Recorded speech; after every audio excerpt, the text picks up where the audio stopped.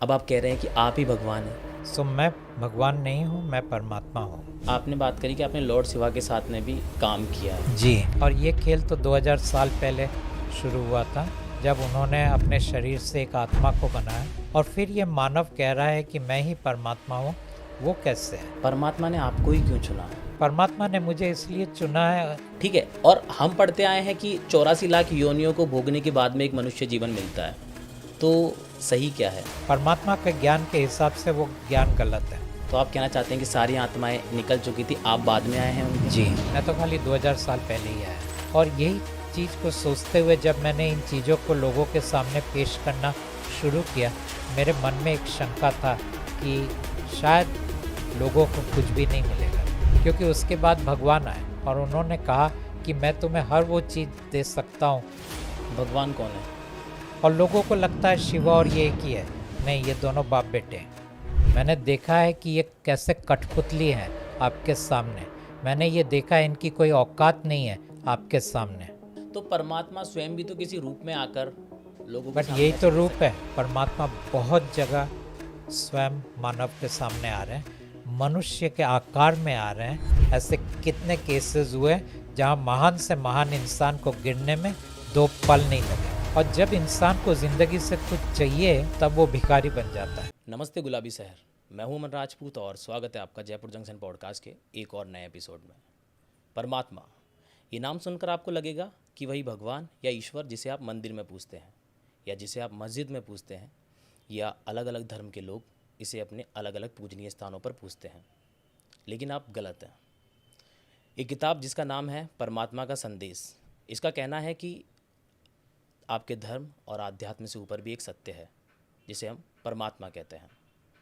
और इतना ही नहीं, इस किताब का कहना है कि आपके दुख, दर्द और पीड़ा का कारण भी वही भगवान या ईश्वर है जिसे आप मंदिरों में पूजते हैं। परमात्मा का संदेश, जिसके ऑथर हैं फाल्गुनी पाठक और प्रदीप मुखर्जी। आज की इस पॉडकास्ट में हमारे साथ में मौजूद हैं प्रदीप मुखर्जी, और इस पॉडकास्ट में हम बात करेंगे कि परमात्मा कौन है, और यदि परमात्मा सत्य है तो भगवान और ईश्वर कौन है, और कौन है जो मानव के दुख, दर्द और पीड़ा का कारण है। तो प्रदीप जी, बहुत बहुत स्वागत है आपका मेरे इस पॉडकास्ट चैनल पे। धन्यवाद। प्रदीप जी, जो आपने ये बुक लिखी है, जब मैंने ये पहली बार पढ़ी तो मेरे साथ में दो चीज़ें हुई। एक तो लाइक मैं ड्रीम्स में चला गया, मतलब सोने लग गया मैं। मतलब मैं शौक था कि ये क्या है, या जो मैं अपने 20 साल के जीवन में देखता आया हूँ, जो सुनता आया हूँ, वो मैं अलग ही शौक था कि यार ये क्या है। तो जो आपने ये लिखा है, ये लाइक आपने कैसे, आपके दिमाग में आई ये चीज़ें कि लाइक परमात्मा भी होते हैं? कई लोगों का मानना है कि ये किताब मेरी मन की एक कल्पना है। कई लोगों का मानना है कि आ, ये किताब में जो भी लिखा गया है, शायद मैंने बहुत सारे किताबों के कुछ अंश उठा उठा के इसके अंदर लिखे हैं। कम से कम इस किताब की अंग्रेजी में एक शब्द है क्रेडिबिलिटी। क्रेडिबिलिटी मतलब चलो क्रेडिबिलिटी लिख देता हूँ, आपके व्यूअर्स देख लेंगे कि इस किताब की कोई क्रेडिबिलिटी के ऊपर बहुत बड़ा प्रश्न चिन्ह है कि सही में ये किताब सही है या किसी इंसान की कल्पना का एक प्रोडक्ट है। सो पहली बात तो मैं आपके व्यूअर्स को ये बोलना चाहता हूँ कि, और किताब भी यही कहता है, आप इस किताब के ऊपर विश्वास मत करो, आप इस किताब को स्वीकार मत करो, आप इस किताब के ऊपर अपनी कोई नेगेटिविटी लाने की भी कोई ज़रूरत नहीं है। नेगेटिविटी तो तब लाने की ज़रूरत है जब इस बात का हो कि हम इसे स्वीकार करें या ना करें। किताब खुद ही कह रहा है कि मत करो, ये लेखक खुद ही कह रहा है कि विश्वास मत करो। और यूँ तो ये लेखक ये भी कह रहा है कि इस किताब को आप पढ़ो मत, आप इस किताब को इस्तेमाल करो।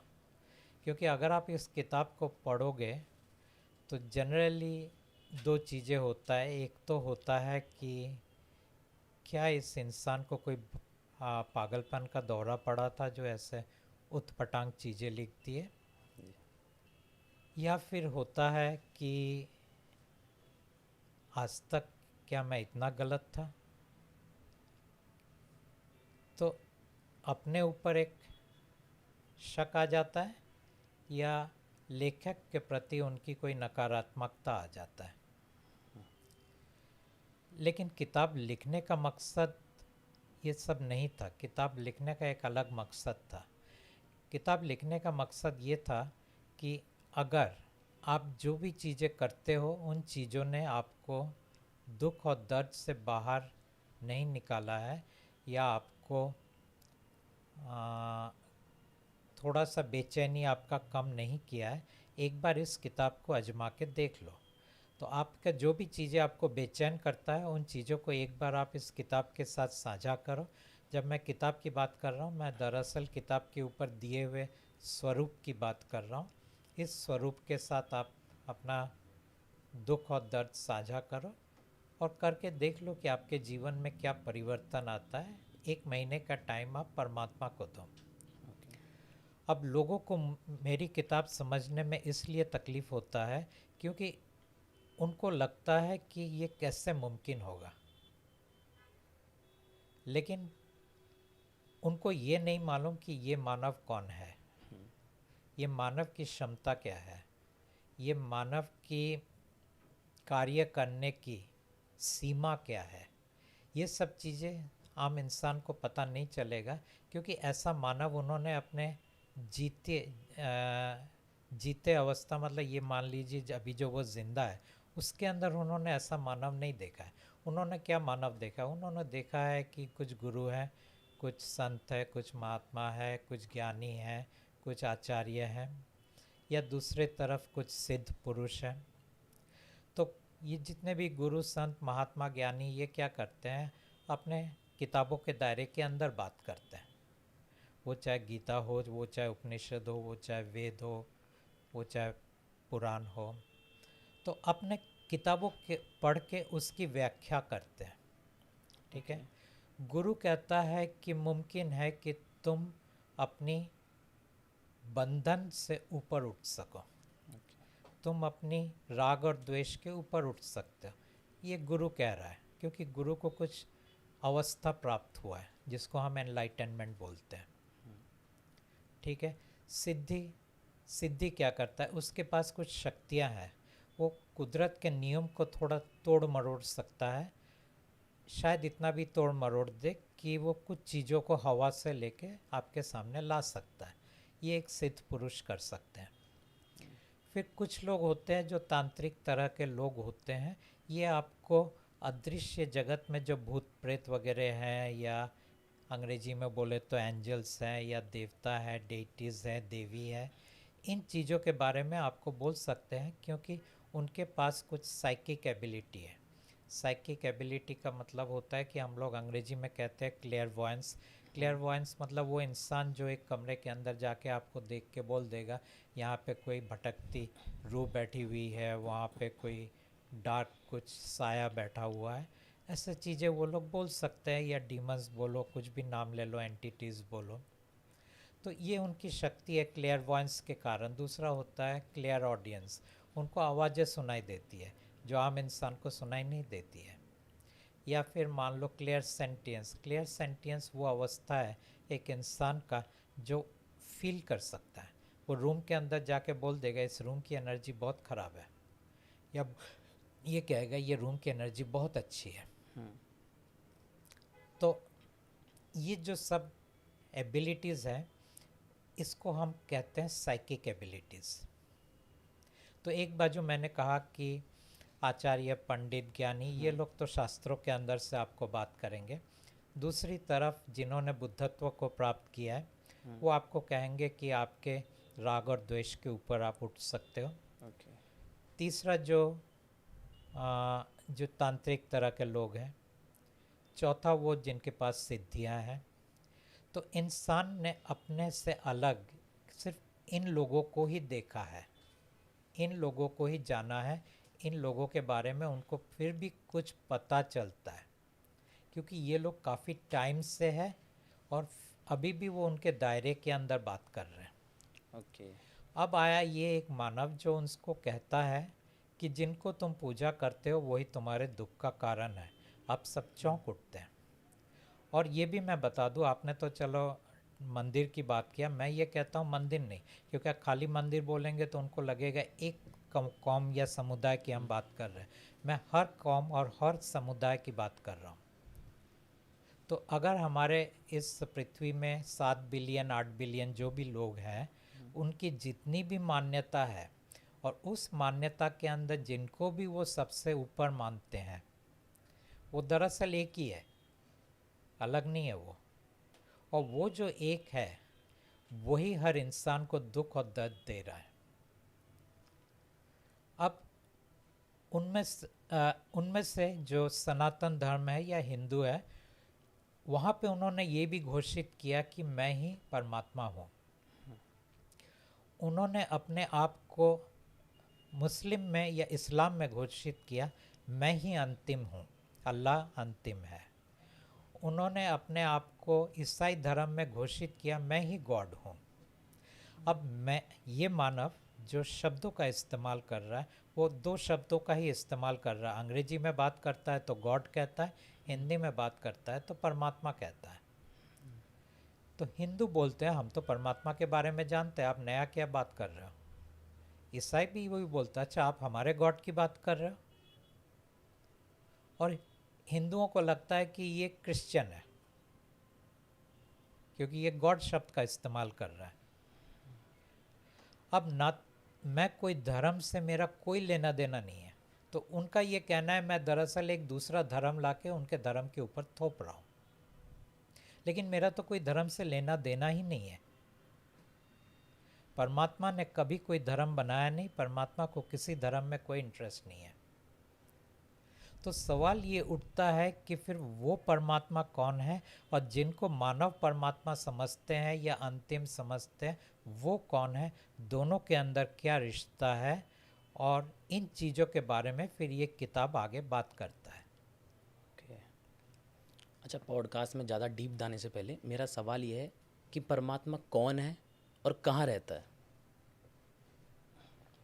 परमात्मा का पोस्टल एड्रेस तो वैसे बताना मुश्किल है, लेकिन परमात्मा कहते हैं कि वो जहाँ रहते हैं वहाँ पे 4 आयाम हैं, 4 डायमेंशंस हैं। और उन 4 आयाम का नाम वो कहते हैं कि सतलोक, अगमलोक, अलख और अनामी। हमारे लिए 4 शब्द ही हैं। अपने घर के बारे में वो कुछ बोलते नहीं है। इतना ही उन्होंने कहा कि जब 4 आयाम के अंदर मैं स्वयं को 4 शरीर में विभाजित करके इन आयाम में रहता हूँ, क्योंकि जो सतलोक का परमात्मा है वो ऊपर के लोक में नहीं रह सकता है, वहाँ उन्हें दूसरा शरीर चाहिए। हर आयाम के अंदर उनको अलग अलग शरीर चाहिए, तो वो 4 शरीर में वो रहते हैं। है एक, लेकिन फिर भी 4 शरीर में विभाजित करके रहते हैं। चारों आयाम का काम अलग अलग है उनका। इतना ही उन्होंने कहा है। इसके आगे वो कहते हैं तुम्हें मेरे बारे में बात करने से क्या फ़ायदा क्या होगा, तुम तो वैसे भी मर जाओगे, और जो वापस मेरे पास आएगा उसको सब कुछ मालूम है ऑलरेडी। तो इसीलिए वो अपने बारे में ज़्यादा बात नहीं करते हैं। वो जो थोड़ा बहुत बात करते हैं वो हमारे यहाँ पे जिसको हम परमात्मा या गॉड मानते हैं, जिसको अंतिम मानते हैं, जिनको सर्वोच्च मानते हैं, जिनको सबसे ऊपर मानते हैं, उनके बारे में वो थोड़ा ज़्यादा बात करते हैं। ओके सर, बेसिकली पहले आपने ये बुक लिखी, देन आप ऑथर बने, ठीक है। इस बुक के थ्रू आप मैसेंजर ऑफ गॉड थे, अब आप कह रहे हैं कि आप ही भगवान हैं या आप ही परमात्मा हैं। तो ये बात कैसे हजम होने लायक है? बिकॉज पहले तो परमात्मा में बिलीव करना थोड़ा सा मुश्किल है, देन आप में बिलीव करना कि आप ही भगवान हैं। तो नॉर्मल जो इंसान है वो कैसे बिलीव करे कि आप ही हैं जो हैं भगवान या परमात्मा? देखिए, मैं भगवान तो नहीं हूँ, ठीक है, क्योंकि भगवान और परमात्मा दोनों अलग है। ओके। एक पिता है, एक पुत्र है, एक बाप है, एक बेटा है, ठीक है। तो परमात्मा पिता है, भगवान पुत्र है। सो मैं भगवान नहीं हूँ, मैं परमात्मा हूँ। ये बात सही है कि ये मानव का जर्नी पहले एक साधारण मानव से शुरू हुआ। बाद में जब परमात्मा आया और उनको परमात्मा का काम करना पड़ा, तो परमात्मा ने उनको कई चीज़ों के बारे में बात करना शुरू कर दिया। और कुछ लोगों की ये धारणा है कि जिन चीज़ों के बारे में मैं बात करता हूँ वो ऑलरेडी एग्जिस्ट करता है, मतलब वो ऑलरेडी है, नया कुछ नहीं है। यूँ तो नया काफ़ी चीज़ें हैं इस किताब के अंदर, लेकिन एक किताब का एक अंश है जो पहले ऑलरेडी बताया गया है। और वो जो पहले बताया गया है उसको बताने वाला कौन था? वो परमात्मा का ही बेटा था, जिसको हम कबीर के नाम से जानते हैं। तो जब 600 साल पहले कबीर आया था, तब उन्होंने परमात्मा और उनके बारे में काफ़ी चीज़ें बताना शुरू किया था, जिनके बारे में कहीं कुछ लिखा हुआ है, कुछ किताबों में लिखा हुआ है। तो उनका मानना है कि मैं दरअसल उन किताबों का मटेरियल लेके यहाँ पे मैंने कॉपी करके पेस्ट किया है, लेकिन उनको ये नहीं पता चल रहा है कि मैं तो वही सोर्स का हूँ, जहाँ से कबीर है वहीं से मैं हूँ। तो मटेरियल तो कॉमन रहेगा ही, क्योंकि वो मटेरियल मेरे आने के 600 साल पहले ऑलरेडी लोगों तक पहुँच चुका है। लेकिन वो मटेरियल में इस वक्त काफ़ी चीज़ें डिस्टॉर्ट हो गया। डिस्टॉर्ट मतलब उसको बदल दिया गया है। कुछ चीज़ें सही है, कुछ चीज़ों को काफ़ी हद तक बदल दिया गया है। जो खेल भगवान ने खेला है। तो ये सोचना कि मानव ने कबीर के मटेरियल को यहाँ पेस्ट किया है, तो इसका मतलब है कि ये परमात्मा नहीं है, ये कोई एक मानव है जिसने इसको पेस्ट किया है, तो इनको तो हम स्वीकार नहीं करेंगे। लेकिन आपने पूछा कि पहली बात तो ये है कि परमात्मा आज तक जो इंसान समझते थे उसको वही उनको अचंभा होता है, वो अलग कैसे हैं। और फिर ये मानव कह रहा है कि मैं ही परमात्मा हूँ, वो कैसे है? तो ये परमात्मा की मर्ज़ी के कारण हुआ है। जहाँ उन्होंने पहले कहा कि तुम मानव थे, जब मैं आया तुम्हारे पास तब तुम मेरे संदेश वाहक हो गए। और बाद में उन्होंने कहा, जब उनका काम पूरा हो गया, क्योंकि मैं परमात्मा के साथ 9 साल से काम कर रहा हूँ, फिर उन्होंने कहा अब तुम मेरे संदेश वाहक नहीं हो, अब तुम स्वयं परमात्मा हो, क्योंकि मैं तुम्हारे अंदर रहूँगा, मैं तुम्हारे अंदर से काम करूँगा और लोग तुम्हें स्वीकार नहीं करेंगे, यानी लोग इस मानव को स्वीकार नहीं करेंगे, उससे मुझे कोई फ़र्क नहीं पड़ता है। लेकिन तुम ये दुनिया को बताओगे तुम ही वो हो जिसे परमात्मा के नाम से जाना जाता है, और लोगों के सामने तुम्हारा शरीर और तुम्हारा चेहरा वो मेरा चेहरा होगा। और बहुत अजीब बात ये है कि हम जो हीलिंग कार्ड लोगों को देते हैं, बहुत सारे लोगों ने कहा है हम तो इनको पहले मिल चुके हैं, हमने इनसे बात किया है, हमने इनके कृपा को पाया है। और फिर जब मेरे पास वो इन्फॉर्मेशन आता है, मैं कहता हूँ मैं तो वो शहर में कभी गया ही नहीं हूँ जिन शहर से ये सब कहानियाँ आ रहे हैं। तो यहाँ से इतना तो मुझे पता चल रहा है कि इस चेहरे को लेके परमात्मा बहुत जगह स्वयं मानव के सामने आ रहे हैं, मनुष्य के आकार में आ रहे हैं, उनके साथ इंटरैक्शन कर रहे हैं और फिर गायब हो जा रहे हैं। अच्छा, बेसिकली आपने बताया कि 9 साल पहले परमात्मा आए थे, तो 9 साल पहले ही क्यों आए? अगर वो थे तो पहले भी तो आ सकते थे। उनके आने का जो टाइमिंग है वो उस बात पर निर्भर कर रहा था दो चीज़ पर निर्भर कर रहा था। एक तो उनको पॉपुलेशन बहुत चाहिए था, मानव की संख्या का वृद्धि उनको बहुत इम्पोर्टेंट था। और दूसरा था कि जो उनके बच्चे हैं जिनको हम सोल्स कहते हैं, यानी आत्मा कहते हैं, आत्मा कितने तैयार हैं वापस जाने के लिए। जब काफ़ी संख्या में आत्मा राजी हो गए कि अब हम आपके पास आना चाहते हैं, हम घर जाना चाहते हैं, और दूसरी बाजू मानव की संख्या की काफ़ी वृद्धि हो चुकी थी, तब परमात्मा आए। ये दो फैक्टर के ऊपर डिपेंड कर रहा था परमात्मा कब आएंगे। अच्छा, आपने इस बुक में लिखा है कि वो लोग हमको पागल बना रहे हैं या हमारे साथ छल कर रहे हैं या हमारी दुख दर्द और पीड़ा का कारण है, तो वो लोग कौन हैं इस बुक के अकॉर्डिंग? मैंने लोग शब्द इस्तेमाल किया है। या वही लोग कुछ है ऐसा ही? देखिए मेरे वो शब्द तो मुझे याद नहीं आ रहा है एग्जैक्टली मैंने क्या लिखा है। बट कौन है जो मानव को मूर्ख बना रहा है, ओके, जो छल कर रहा है। जो छल कर रहा है? ओके, हाँ, डिसेप्शन करके एक चैप्टर है। जी। तो ये मानव को जो छल कर रहा है वो दरअसल वही है जिनकी मानव पूजा करते हैं।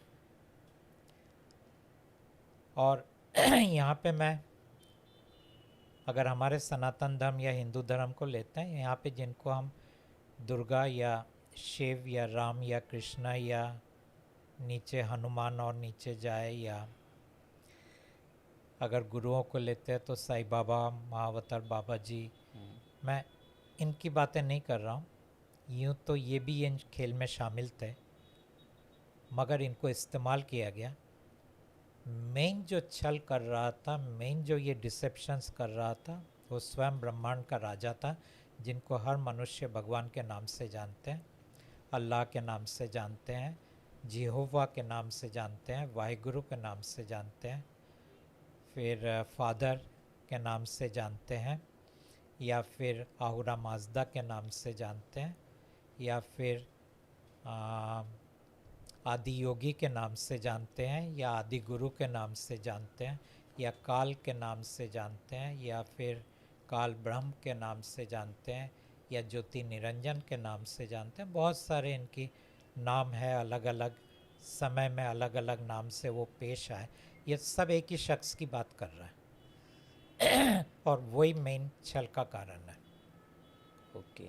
अच्छा, बेसिकली जैसे अगर हम अपन बात करें शिव की, जैसे आप बात कर रहे हैं राम वगैरह जो भी हमारे जो हिंदू धर्म में रहे हुए हैं, तो मेरा सवाल ये है कि सेम चीज़ आप फॉलो कर रहे हैं?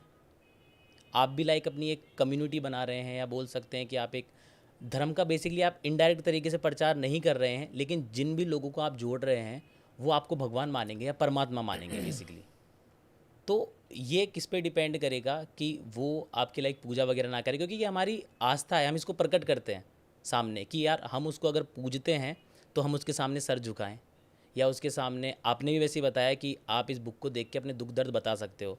और सेम वही भगवान बोलते हैं कि मंदिरों में जाके आप हिंदू धर्म वही चीज़ फॉलो कर रहा है, मुसलमान जो है वो मस्जिद में जाते हैं, जो ईसाई हैं वो लाइक उसमें जाते हैं। तो नई क्या रहा इसके अंदर? नया तो कुछ रहा नहीं सर।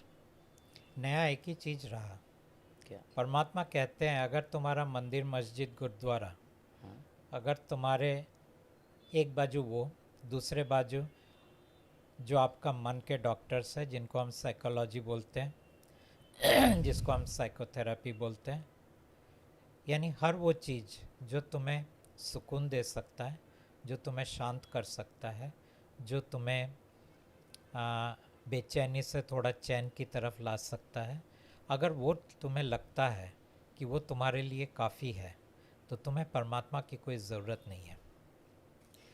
लगे तुम्हें कि वो काफ़ी नहीं है, तो एक बार मुझे भी आजमा के देख लो, इतना ही अंतर है। उनको इतनी कोई इच्छा नहीं है कि लोग सब भगवान को छोड़ के मेरे पास आए, लेकिन कहते हैं तुम्हारा भगवान और उनके दिए हुए चीज़ें अगर तुम्हें लगता है कि काफ़ी नहीं है, तो मुझे भी आजमा के देख लो ना। 1 महीना ही तो मांग रहे हो तुम इंसान से, बस इतना ही फ़र्क है। और दूसरी बात ये है, आप कह रहे हो कि मेरे फॉलोअर्स के बारे में परमात्मा को कोई फॉलोअर्स की ज़रूरत नहीं है। हाँ, इंसान की एक नेचर है कि क्योंकि वो बेबस और लाचार है, उनको खाली डूबते हुए जो तिनके की सहारा की ज़रूरत होता है। जब उनको लगता है कि शायद ये मानव उनके लिए वो तिनका है, तो वो मानव के तरफ खींचे चले आते हैं। ये उनकी कमियां हैं, ये इस मानव की ज़रूरत नहीं है। ना ये मानव चाहता है कि कोई भी इंसान इस मानव के पास आए। मानव हर वक्त बोलता है कि परमात्मा उस स्वरूप के अंदर है जो वो किताब में है, या फिर जो वो हमारा हीलिंग कार्ड है उसके अंदर है। तो आप ये मानव के पास मत जाओ, आप या तो किताब के पास जाओ, या फिर ये जो हीलिंग कार्ड है, हमारा जो वेबसाइट है alakgod.com, ALAKHGOD, alakgod.com, उस वेबसाइट से इस डिजिटल कार्ड को डाउनलोड करो, इनसे बातें करो। क्यों ये मानव के पास आप आते हो? ये मानव आपको कुछ नहीं देगा, जो देगा वो ये स्वरूप देगा, अगर दिया तो लेकिन मानव ये है कि फिर भी उनकी जो पुरानी प्रकृति होती है कि एज इफ जो हमारे वो सेलिब्रिटीज़ होते हैं उनकी तरफ आकृष्ट होते हैं। तो ये मानव कोई सेलिब्रिटी जैसा बनना नहीं चाहता है, ना ही चाहता है कोई इंसान इनके पास आए। लेकिन अगर फिर भी कोई इंसान इन तक आता है तो फिर उनकी वो क्वालिटी के बारे में बात कर रहा है, इस इंसान के बारे में बात नहीं कर रहा है। अच्छा, यहाँ आप बार बार में मानव शब्द यूज़ कर रहे हैं। मानव कौन, आप या प्रदीप जी? मानव ये शरीर मन व्यक्तित्व, वो मानव उसने जो काम किया वो संदेशवाहक बनाया उसको, उसके काम ने, और आज परमात्मा की मर्जी ने इस मानव को परमात्मा बनाया। परमात्मा ने आपको ही क्यों चुना? परमात्मा ने मुझे इसलिए चुना है, दरअसल चुना भी नहीं है मुझे, इसके लिए पूरा क्या कहते हैं शब्द, रचना किया गया है बोल सकते हैं। और ये खेल तो 2000 साल पहले शुरू हुआ था, जब उन्होंने अपने शरीर से एक आत्मा को बनाया और उस आत्मा को एक पूरा मिशन डायरेक्टिव दिया गया था, अगर मानव के शब्दों में बात करें। और वो मिशन डायरेक्टिव ये था कि मैं एक दिन आने वाला हूँ, उसके लिए तुम्हें तैयार होना है। तो उस दायरे के अंदर, उस डायरेक्टिव के दायरे के या निर्देश के अंदर वो आत्मा वहाँ से निकला, परमात्मा के घर से, परमात्मा के पास से, कई सारे स्टार सिस्टम्स सब चीज़ों के अंदर से गुज़रते हुए आखिर में वो पृथ्वी में आया। और फिर वहाँ पे उन्होंने मनुष्य योनि को जन्म दिया, और मनुष्य योनि के कई जन्म हो चुके हैं। और अल्टीमेटली ये जन्म के अंदर परमात्मा आए और फिर उन्होंने कांटेक्ट किया और फिर ये काम शुरू हुआ। तो उनको वही मानव चाहिए था जो उनके भेजे हुए आत्मा ने सृष्टि किया है। बेसिकली इस बुक के अकॉर्डिंग आत्मा तो सारी परमात्मा ने भेजी है, तो आपकी आत्मा कौन सी स्पेशल है यहाँ पे? उन्होंने बनाया इस काम के लिए, और बाकी आत्मा जितने यहाँ पे है वो लोग पहले घर से निकाल दिए गए थे। तो आप कहना चाहते हैं कि सारी आत्माएं निकल चुकी थी, आप बाद में आए हैं उनके? जी, मैं तो खाली 2000 साल पहले ही आया। मैं मतलब मेरा आत्मा। बेसिकली अगर मैं बात करूं परमात्मा की, तो परमात्मा को परमात्मा कौन बनाता है? कम से कम परमात्मा ने तो नहीं बोला कि उनको किसने बनाया है, उन्होंने इतना ही बोला मेरे ऊपर कोई नहीं है। ये तो भगवान और हमारे ईश्वर भी बोलते हैं कि हमसे ऊपर कोई बोलते नहीं हैं। है। तो अगर आप कभी उस तल तक जा सको कि परमात्मा के ऊपर कौन है जान सको, तो तब वो कन्वर्सेशंस आता है। आज तक लोग तो वो भी नहीं जानते थे जो मैंने इस किताब के अंदर लिखा है, तो उनके लिए भगवान ही अंतिम था। मैं भी तो करीबन 50 साल तक या 55 साल तक यही मानता था कि भगवान ही अंतिम है। मैं कहाँ मानता था कि परमात्मा भगवान के ऊपर है, ऐसा तो कभी सुना भी नहीं था। अच्छा, जब आपको पता चला कि परमात्मा जैसा भी कोई शक्ति होती है, उससे पहले आपका भगवान में क्या बिलीव था? कि लाइक आप मंदिर वगैरह में जाते थे, या भगवान में आपका क्या विश्वास था, आस्था थी? देखिए, मैं बहुत लॉजिकल किस्म का आदमी हूँ। ठीक है, मैं आस्था, विश्वास, समर्पण, श्रद्धा, ये सब चीज़ें मेरे इस व्यक्तित्व के अंदर नहीं है। जब मैं कोई इंसान से मिलता हूँ या कोई सब्जेक्ट्स को लेता हूँ या कोई किताब को पढ़ता हूँ, मैं उसको एक साइंटिफिक माइंड के दायरे के अंदर उसको पूरी तरह विश्लेषण करता हूँ। तो ऑब्वियसली क्योंकि ये सब चीज़ें मेरे संस्कार में नहीं है, तो इसका मतलब यही हुआ कि बचपन में ये संस्कार मेरे अंदर डाले नहीं गए थे। माता पिता ने कभी पूजा करना नहीं सिखाया, कभी मंदिर लेके नहीं गए, कभी भगवान की बातें नहीं की, कभी नहीं कहा कि इनके सामने हाथ जोड़ के कुछ प्रार्थना करो।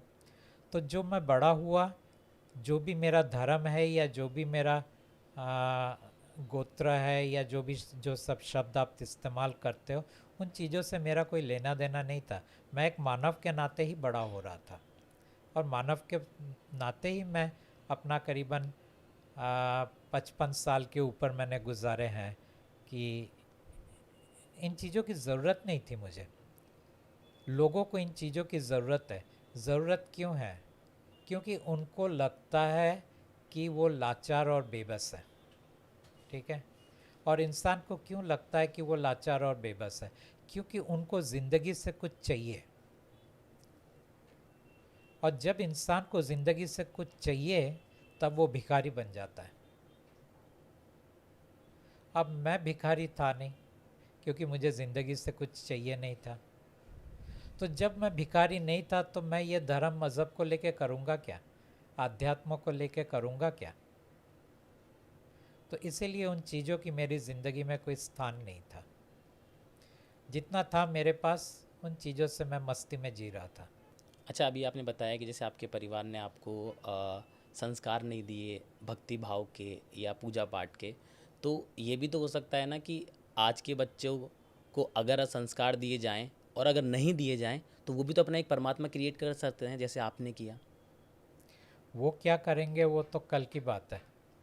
आज जो मैंने आपको दिया वो चीज़ आप देख लीजिए कि वो आपके काम का है या नहीं है। मैं तो इतना ही कह सकता हूँ। भविष्य के बारे में मैं क्या बात करूँ। अच्छा, आपने बात भी करी है दुख दर्द और पीड़ा की, तो क्या ये बुक इंसान के दुख दर्द और पीड़ा को कम करता है? कुछ लोग कहते हैं करता है, कुछ लोग कहते हैं नहीं करता है। इसीलिए मैं लोगों को बोलता हूँ, मैं आपको कुछ बोल नहीं रहा हूँ क्या करेगा ये। आपको ये चेक करना है कि ये आपको कुछ दे रहा है या नहीं दे रहा है। इतना मैं ज़रूर कहूँगा, आपकी मनोकामना पूर्ति ये नहीं करेगा। तो इनसे कुछ मांगिए मत सांसारिक तल पर।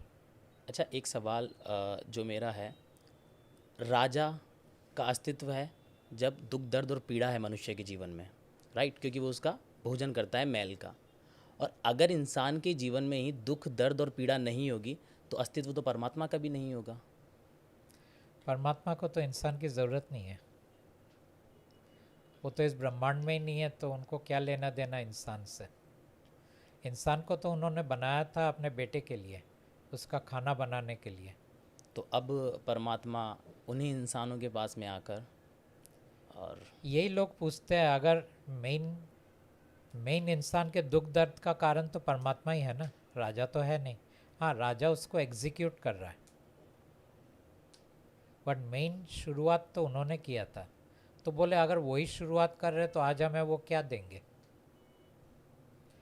मैंने बोला हाँ, शुरुआत तो उन्होंने ही किया था।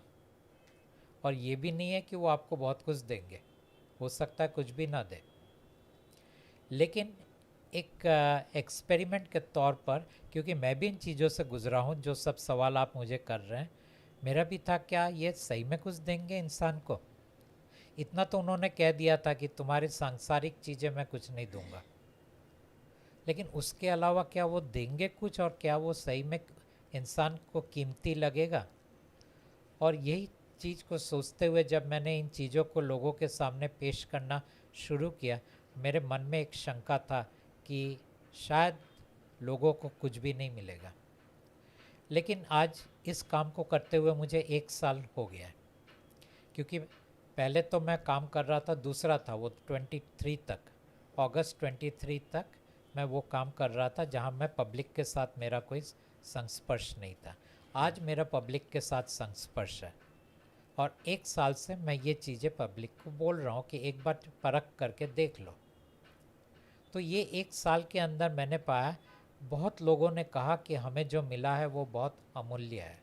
जब पूछा मिला क्या, बोले वो कहना मुश्किल है, क्योंकि ये नहीं कह सकते कि हमारा बिज़नेस बढ़ गया, या हमारा कैंसर था वो मिट गया, या फिर हमारा वीज़ा नहीं लग रहा था लग गया, या फिर हमारे बच्चे नहीं हो रहे थे बच्चे हो गए।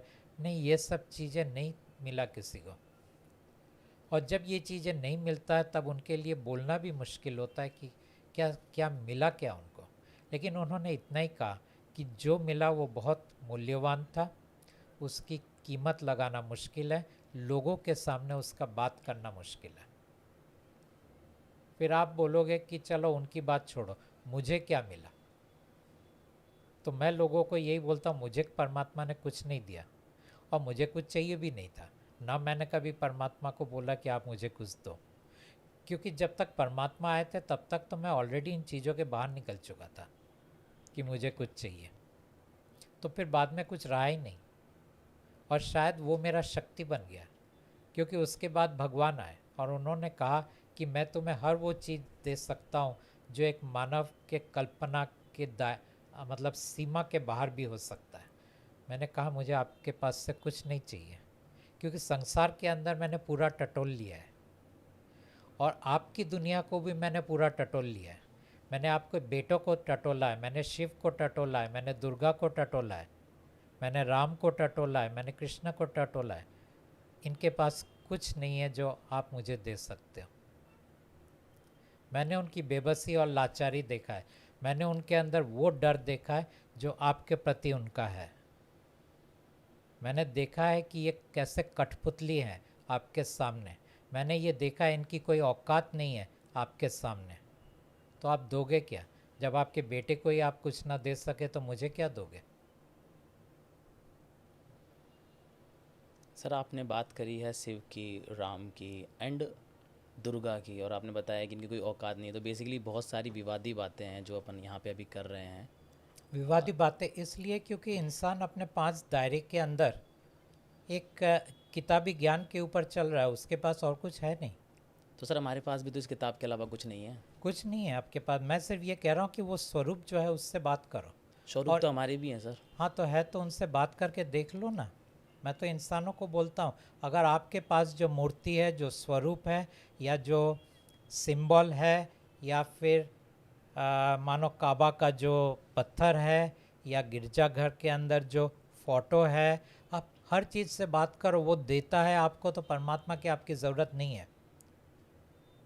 अगर फिर भी आपके अंदर कोई दुख और दर्द है जिनके अंदर से आप गुजर रहे हो, तो एक बार इस स्वरूप को भी बात करके देख लो। इतना ही तो मैं लोगों से कहता हूँ। मैं कहाँ किसी के धर्म के ऊपर मैंने हमला किया है?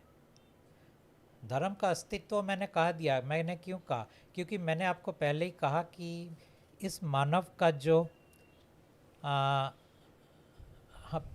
इंसान 5 इंद्रियों के दायरे के अंदर रहता है, ये मानव का दायरा पूरे ब्रह्मांड के अंत तक जाता है।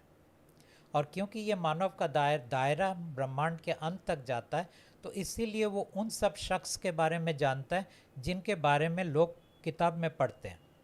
और इस मानव ने देखा है कि वो जो शख्स की असलियत है और किताब में जो लिखी हुई बातें हैं, दोनों के अंदर समानांतर नहीं है।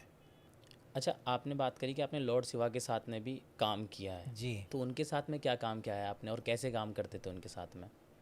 उस टाइम पे तो परमात्मा आए नहीं थे। उस टाइम मैं लोगों को कुछ हीलिंग मोडालिटीज़ सिखाता था, लेकिन जो हीलिंग मोडालिटीज़ मैं सिखाता था वो दूसरों के थे।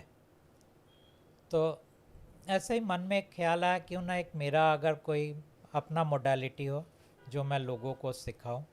तो ऐसे ही एक रात को मैं बैठे हुए ऊपर की तरफ देखते हुए बोला कि इस यूनिवर्स में अगर मुझे कोई सुन रहा है, यानी इस कायनात के अंदर अगर कोई मुझे सुन रहा है, तो मैं अपना एक मोडालिटी चाहता हूँ। अगर कोई देना चाहता है तो आके मुझे दे सकते हैं, बोल के मैंने बात छोड़ दिया। उसके कुछ दिन के बाद एक शख्स आए, शख्स मतलब इंसान नहीं, एक बीइंग आए, जिसको हम नॉन फिजिकल वर्ल्ड बोलते हैं। वहाँ से एक शख्स आए और उन्होंने मुझे एक हीलिंग मोडालिटी दिया। उस हीलिंग मोडालिटी को पहले मैंने अपने ऊपर प्रयोग किया और उसको मैंने पाया, क्योंकि मैंने उस शख्स को कहा था कि मेरे कुछ कंडीशंस है। नंबर 1, ये उससे बेहतर होना चाहिए जो मैं सिखा रहा हूँ। नंबर 2, इसके रिजल्ट्स इमीडिएट होना चाहिए, ये नहीं कि तुम 1 महीना या 6 महीना करके बाद में तुम्हें रिजल्ट्स मिलेगा। और नंबर 3, ये टीचेबल होना चाहिए। टीचेबल का मतलब है कि मैं इसे दूसरों को सिखा पाऊँ, जिससे कि वो भी इसका इस्तेमाल कर सकें। ये कंडीशंस थे मेरे। तो उन्होंने कहा ये कंडीशंस फुलफिल्ड है। तो मैंने फिर पहला जो क्लास लिया, वहाँ पे ये सिखाने के बाद, क्लास ख़त्म होने के बाद एक महिला आए मेरे पास। वो दरअसल क्लियरवॉयंट थे, यानी साइकिक पावर्स थे उनके पास। तो उन्होंने कहा कि क्या इस क्लास में शिवा आके बैठे थे? मैंने कहा हाँ। तो ये कंफर्मेशन हुआ, क्योंकि मैं जानता था ये देने वाले ने स्वयं को शिवा कहा था। और जब वो महिला ने मेरे को आके बताया, उसके बाद मुझे वो कंफर्म हो गया कि हाँ वो शिवा ही थे। ये अलग बात है कि परमात्मा के आने के बाद अब तो मैं जिनसे भी बात करता हूँ कोई अपनी क्या कहते हैं आइडेंटिटी को छुपा नहीं पाता है, उसको बोलना पड़ता है वो कौन है, उसकी मंशा क्या है, वो क्या चाहता है, उसकी अपनी सीमा क्या है, किस चीज़ से वो डरा हुआ है, क्योंकि इस कायनात के अंदर हर कोई डरे हुए हैं एक भगवान के सिवा, बाकी सब डरे हुए हैं। भगवान कौन है? भगवान वही है जिनको हम महादेव बोलते हैं, अल्लाह बोलते हैं, वाहिगुरु बोलते हैं, जिहोवा बोलते हैं, फादर बोलते हैं, यही है। या फिर आप ले लो आदि गुरु, या फिर ले लो काल ब्रह्म, या ले लो ज्योति निरंजन। और लोगों को लगता है शिवा और ये एक ही है, नहीं, ये दोनों बाप बेटे हैं। लोगों को लगता है शिवा महादेव है, शिवा महादेव नहीं है। महादेव पिता है, शिवा पुत्र है। लोग कहते हैं नहीं शिवा तो स्वयंभू है, वो कैसे पुत्र हो सकता है? वो स्वयंभू तो हमारे योनि, हमारे आयाम में आके स्वयंभू हुए, वहाँ पे तो वो उनकी रचना उनके बाप ने किया अच्छा, आपके अकॉर्डिंग आत्मा की कोई एज होती है? ना। कोई एज नहीं है। एज उनका होता है जिनकी मृत्यु होती है। तो यही तो हमारे धर्म ग्रंथ सेम चीज़ यही कहते हैं कि आत्मा अमर है। जी, जो सही है वो कह ही रहे हैं, गलत कहाँ बोले। और यही परमात्मा बोल रहे हैं, सही है वो, और यही भगवान बोलते हैं या राजा बोलते हैं। सही है। लेकिन गीता में राजा ये भी तो बोलता है मैं बार बार मरता हूँ।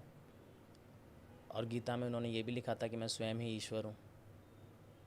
वो बात भी सही है, क्योंकि परमेश्वर और ईश्वर एक ही है और फिर भी दोनों अलग है।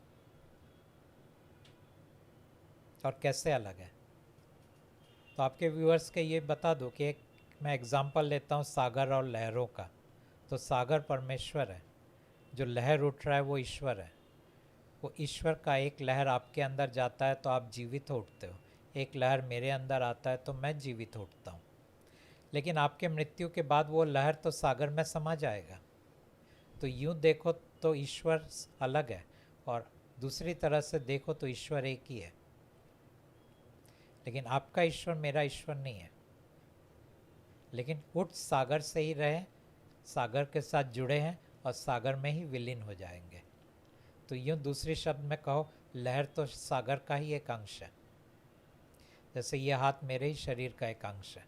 तो सर, आपने एक बात है जो इस किताब में लिखी है कि जो हमारी आत्माएं हैं वो शरीर के बाहर होती है। जी और हम पढ़ते आए हैं कि हमारी आत्माएं एक आत्मा एक शरीर का निर्माण करती है। जी तो अभी जो मेरी आत्मा है क्या वो मेरे शरीर के बाहर है? जी। और हिंदू धर्म के अनुसार या किसी भी पौराणिक जो भी चीज़ें हैं उनके अनुसार अगर हम बात करें तो मृत्यु के बाद में जो अपन क्रियाकर्म टाइप की जो चीज़ें करते हैं या अपनी अस्थियों को गंगा में बहाना, तो वो किसकी शांति के लिए करते हैं फिर अपन? वो आत्माओं के लिए नहीं करते हैं। उसको हम अंग्रेजी में कहते हैं एस्ट्रल बॉडी, यानी सूक्ष्म शरीर। आत्मा पितृलोक में जाके नहीं रहता है, आपका ये सूक्ष्म शरीर पितृलोक में जाके रहता है। मुश्किल ये होता है कि ये सूक्ष्म शरीर पितृलोक तक जाते नहीं हैं। क्यों नहीं जाते हैं? क्योंकि वो या तो मोह माया में फंसे हुए हैं। किस चीज़ का मोह माया? परिवार का मोह माया, अपने प्रॉपर्टीज़ का मोह माया, अपने पैसे का मोह माया, अपने बिजनेस का मोह माया, अपने ज़मीन के मोह माया। तो या तो एक वो मोह माया में फंसे हुए हैं, दूसरा द्वेष में फंसे हुए हैं, तो एक राग है, दूसरा द्वेष है, किसी ने उनको मर्डर कर दिया, किसी ने उनका पैसा छीन लिया, तो उनके अंदर रिवेंज लेने की भावना बहुत ज़्यादा है, उसके लिए भी फंसे हुए होते हैं बहुत सारी आत्माएं, नहीं सूक्ष्म शरीर। या फिर उनकी बहुत सारे इच्छाएं हैं, जैसे कि कोई दूसरा शरीर के अंदर आके खाना खाता है, कोई दूसरा शरीर के अंदर आके शराब पीता है, कोई दूसरे शरीर के अंदर मानव शरीर के अंदर जाके ड्रग्स लेता है। तो ये सब उनके जो व्यसन है, अंग्रेजी में एडिक्शंस बोलते हैं, ये एडिक्शंस के कारण फंस जाते हैं। तो ऐसे बहुत सारे कारण हैं। या फिर वो कोई मैसेज देना चाहते हैं लेकिन दे नहीं पाते हैं, तो फिर फंस जाते हैं। तो इन सब चीज़ों के कारण ज़्यादातर सूक्ष्म शरीर पितृलोक तक जा नहीं पाते हैं। तो ये फंसते हैं, आत्मा नहीं फंसते। आत्मा तो इन बंधन में आत्मा नहीं है। आत्मा का बंधन है कि वो अपने घर नहीं जा पा रहा है तो आत्मा अभी घर जा चुके हैं या अभी भी? ना। जैसे जैसे इंसान मरते जाएंगे वैसे वैसे उनके आत्माएं वापस घर जाने लगेंगे। तो एक आत्मा का कितनी बार जन्म होता है यहाँ पे, अगर आप बात एक करें? आत्मा जन्म नहीं, आत्माओं का जन्म नहीं होता है।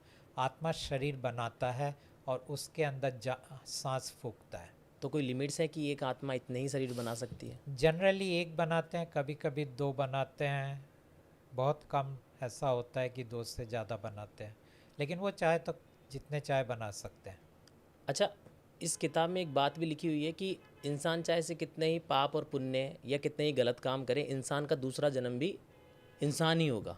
ठीक है, और हम पढ़ते आए हैं कि 84 लाख योनियों को भोगने के बाद में एक मनुष्य जीवन मिलता है। तो सही क्या है? परमात्मा के ज्ञान के हिसाब से वो ज्ञान गलत है।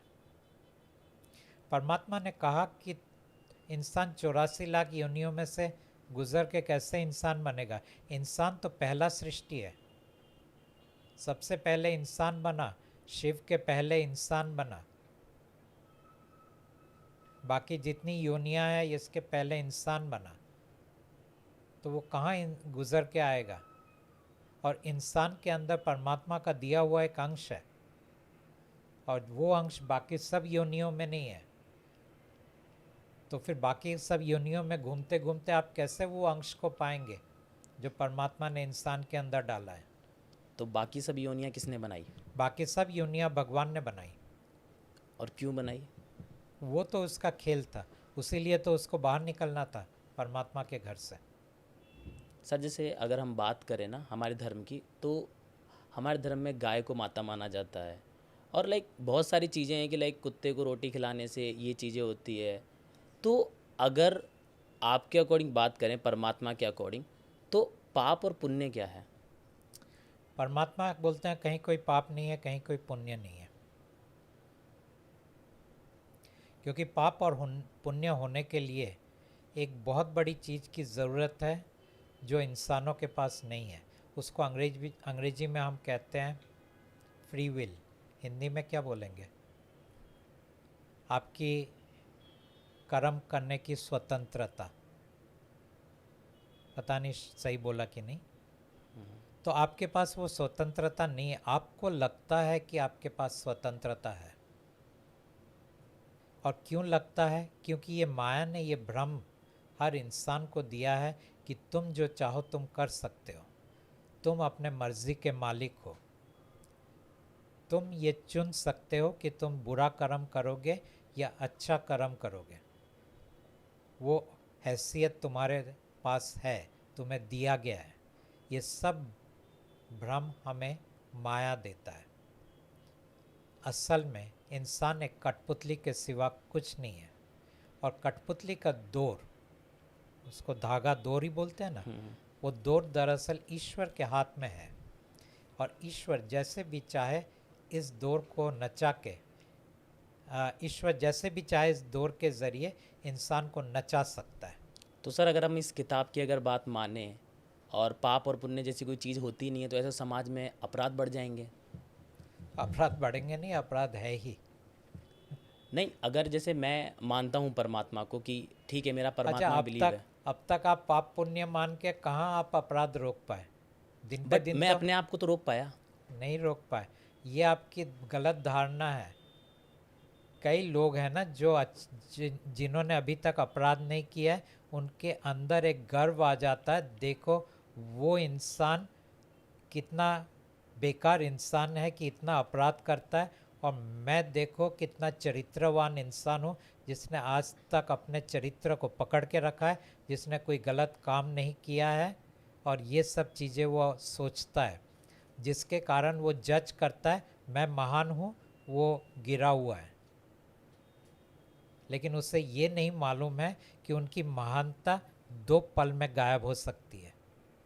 ऐसे कितने केसेस हुए जहाँ महान से महान इंसान को गिरने में 2 पल नहीं लगे। सर, बेसिकली इन चीज़ों के बाद भी कुछ चीज़ें हैं, जैसे आजकल के जो यूथ वगैरह हैं, या मैं बात करूँ जो यंग जनरेशन है, उनके लिए दुख दर्द आजकल अलग ही कॉन्सेप्ट है। प्यार नहीं मिलता तो लाइक वो दुखी हो जाते हैं कि मुझे मेरा प्यार नहीं मिला। तो इसके अंदर परमात्मा कैसे वो लोग परमात्मा से कनेक्ट कर सकते हैं, कैसे उन लोग मान सकते हैं परमात्मा को? देखिए, परमात्मा के लिए तो एक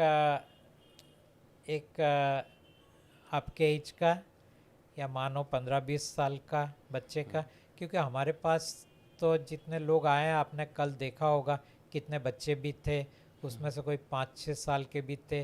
वो चिल्ला रहे परमात्मा परमात्मा मैं आपसे प्यार करता हूँ, ऐसा बोल भी रहे थे अगर आपने देखा था तो। मतलब कहीं तो उस बच्चे को भी कुछ छू रहा है।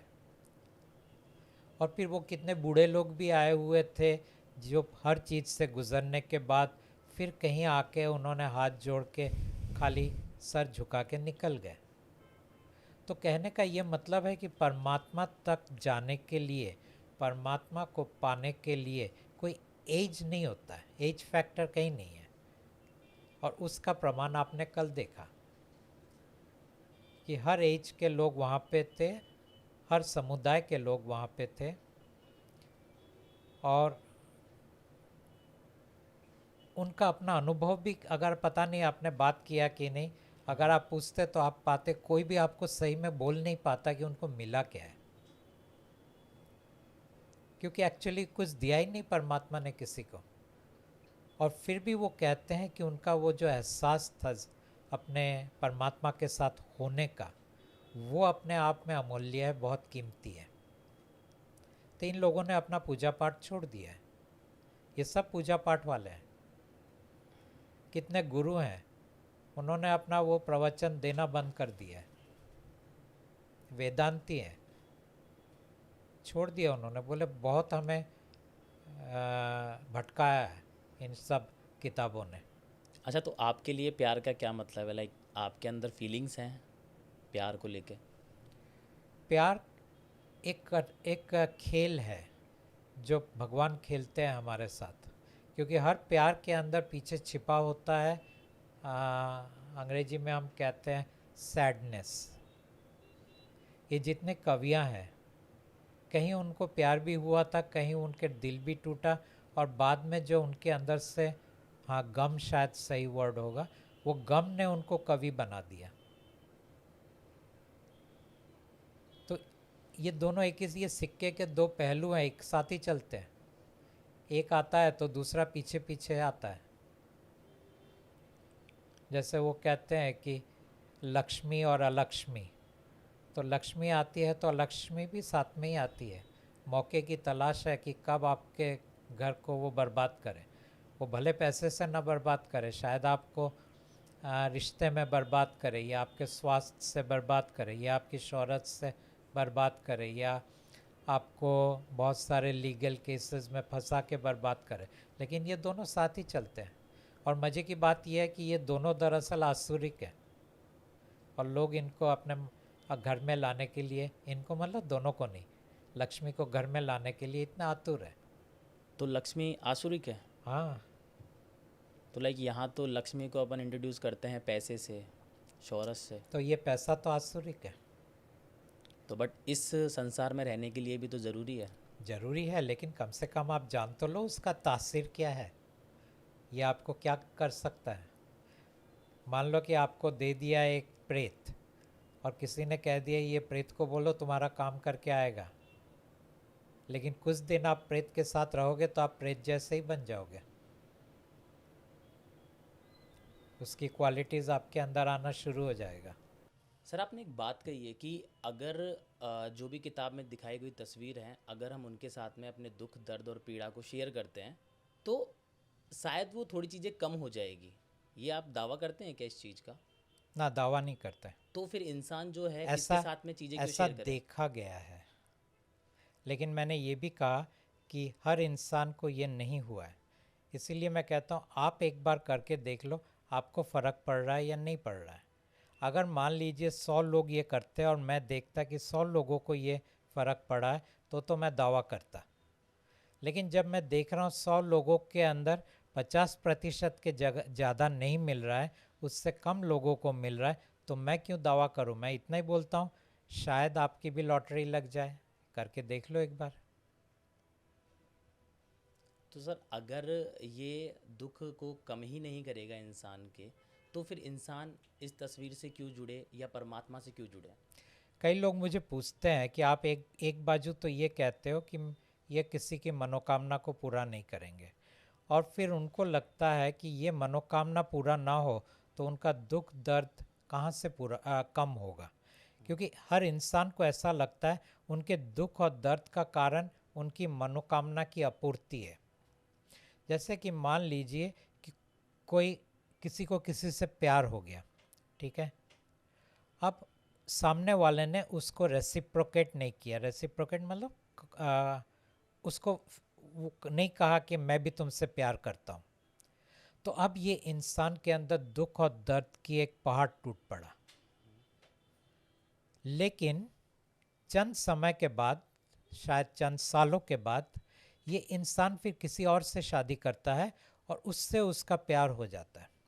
अब ये सवाल उठा कि क्या वो जो दुखों का पहाड़ था वो इस चीज़ के साथ कनेक्टेड था कि उनका वो प्यार टूट गया, और अगर प्यार टूटने के कारण ये दुख और दर्द उसका हुआ तो ये परमानेंट क्यों नहीं है, क्योंकि वो प्यार तो आज भी टूटा हुआ है।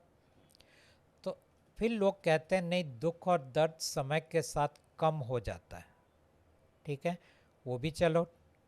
फिर कोई अगर ऐसा बोले कि हमें कार्ड से बात करने की क्या ज़रूरत है, क्योंकि हमारा जो दुख और दर्द है वो तो समय के साथ कम होने ही वाला है, तो हम कहते हैं बरोबर है, आप मत बात करो।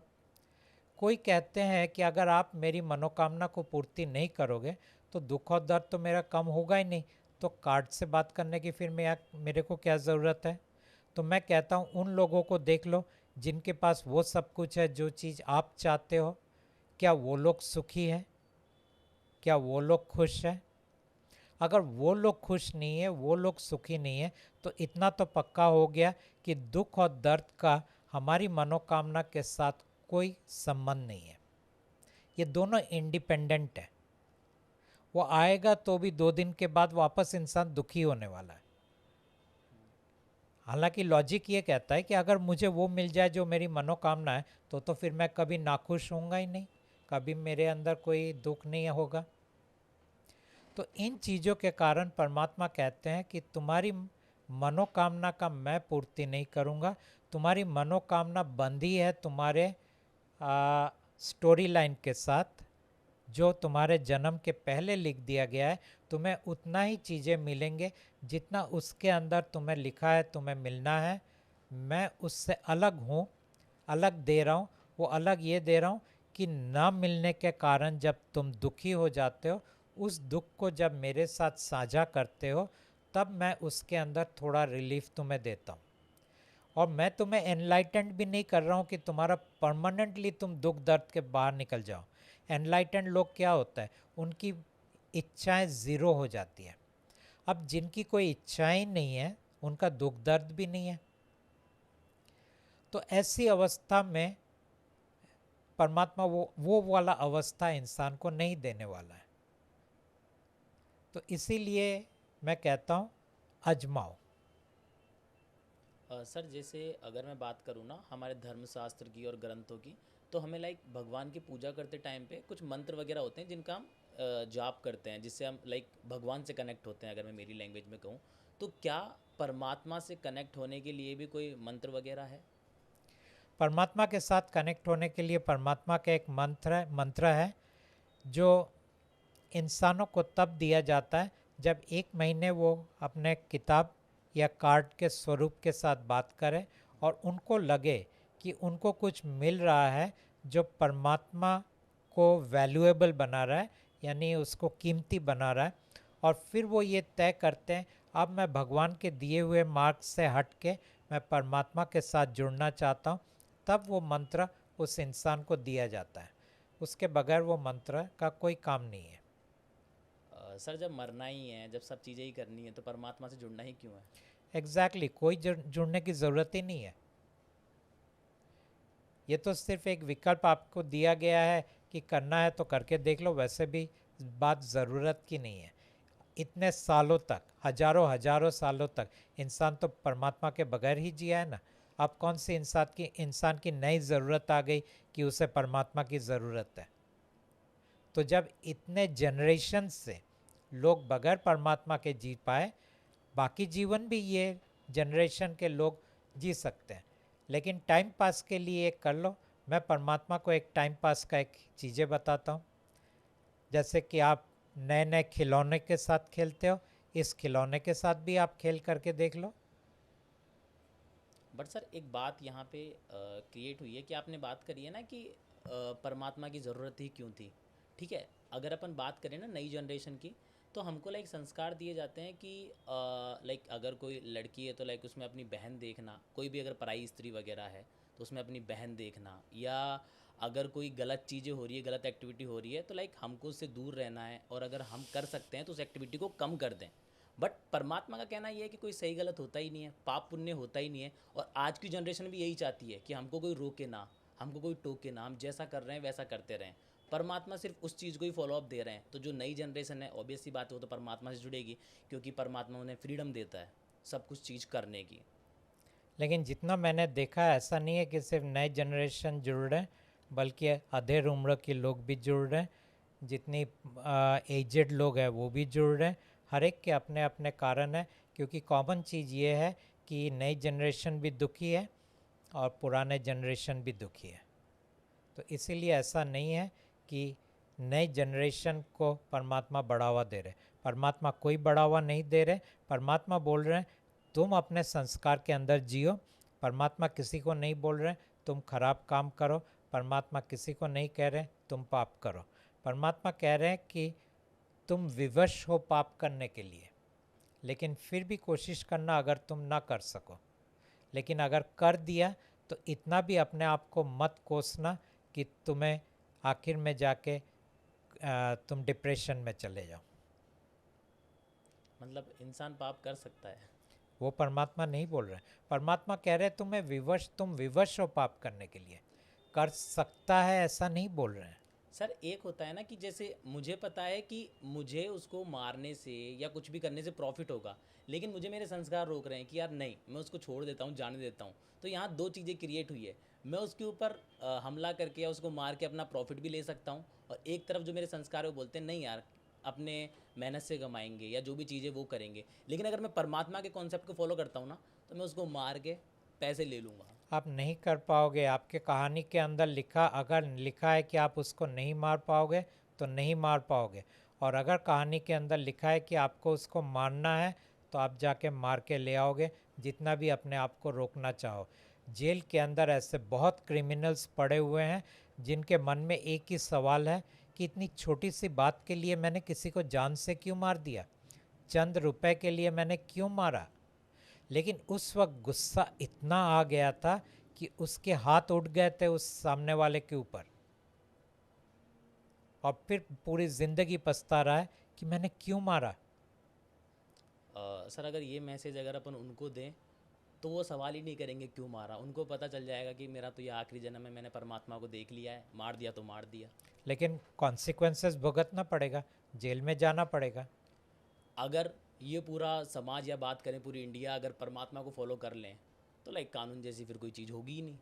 अगर हर कोई परमात्मा को फॉलो करता है, कानून की ज़रूरत भी नहीं पड़ेगी। कानून की ज़रूरत तो इसलिए पड़ रहा है क्योंकि आप भगवान को फॉलो कर रहे हो।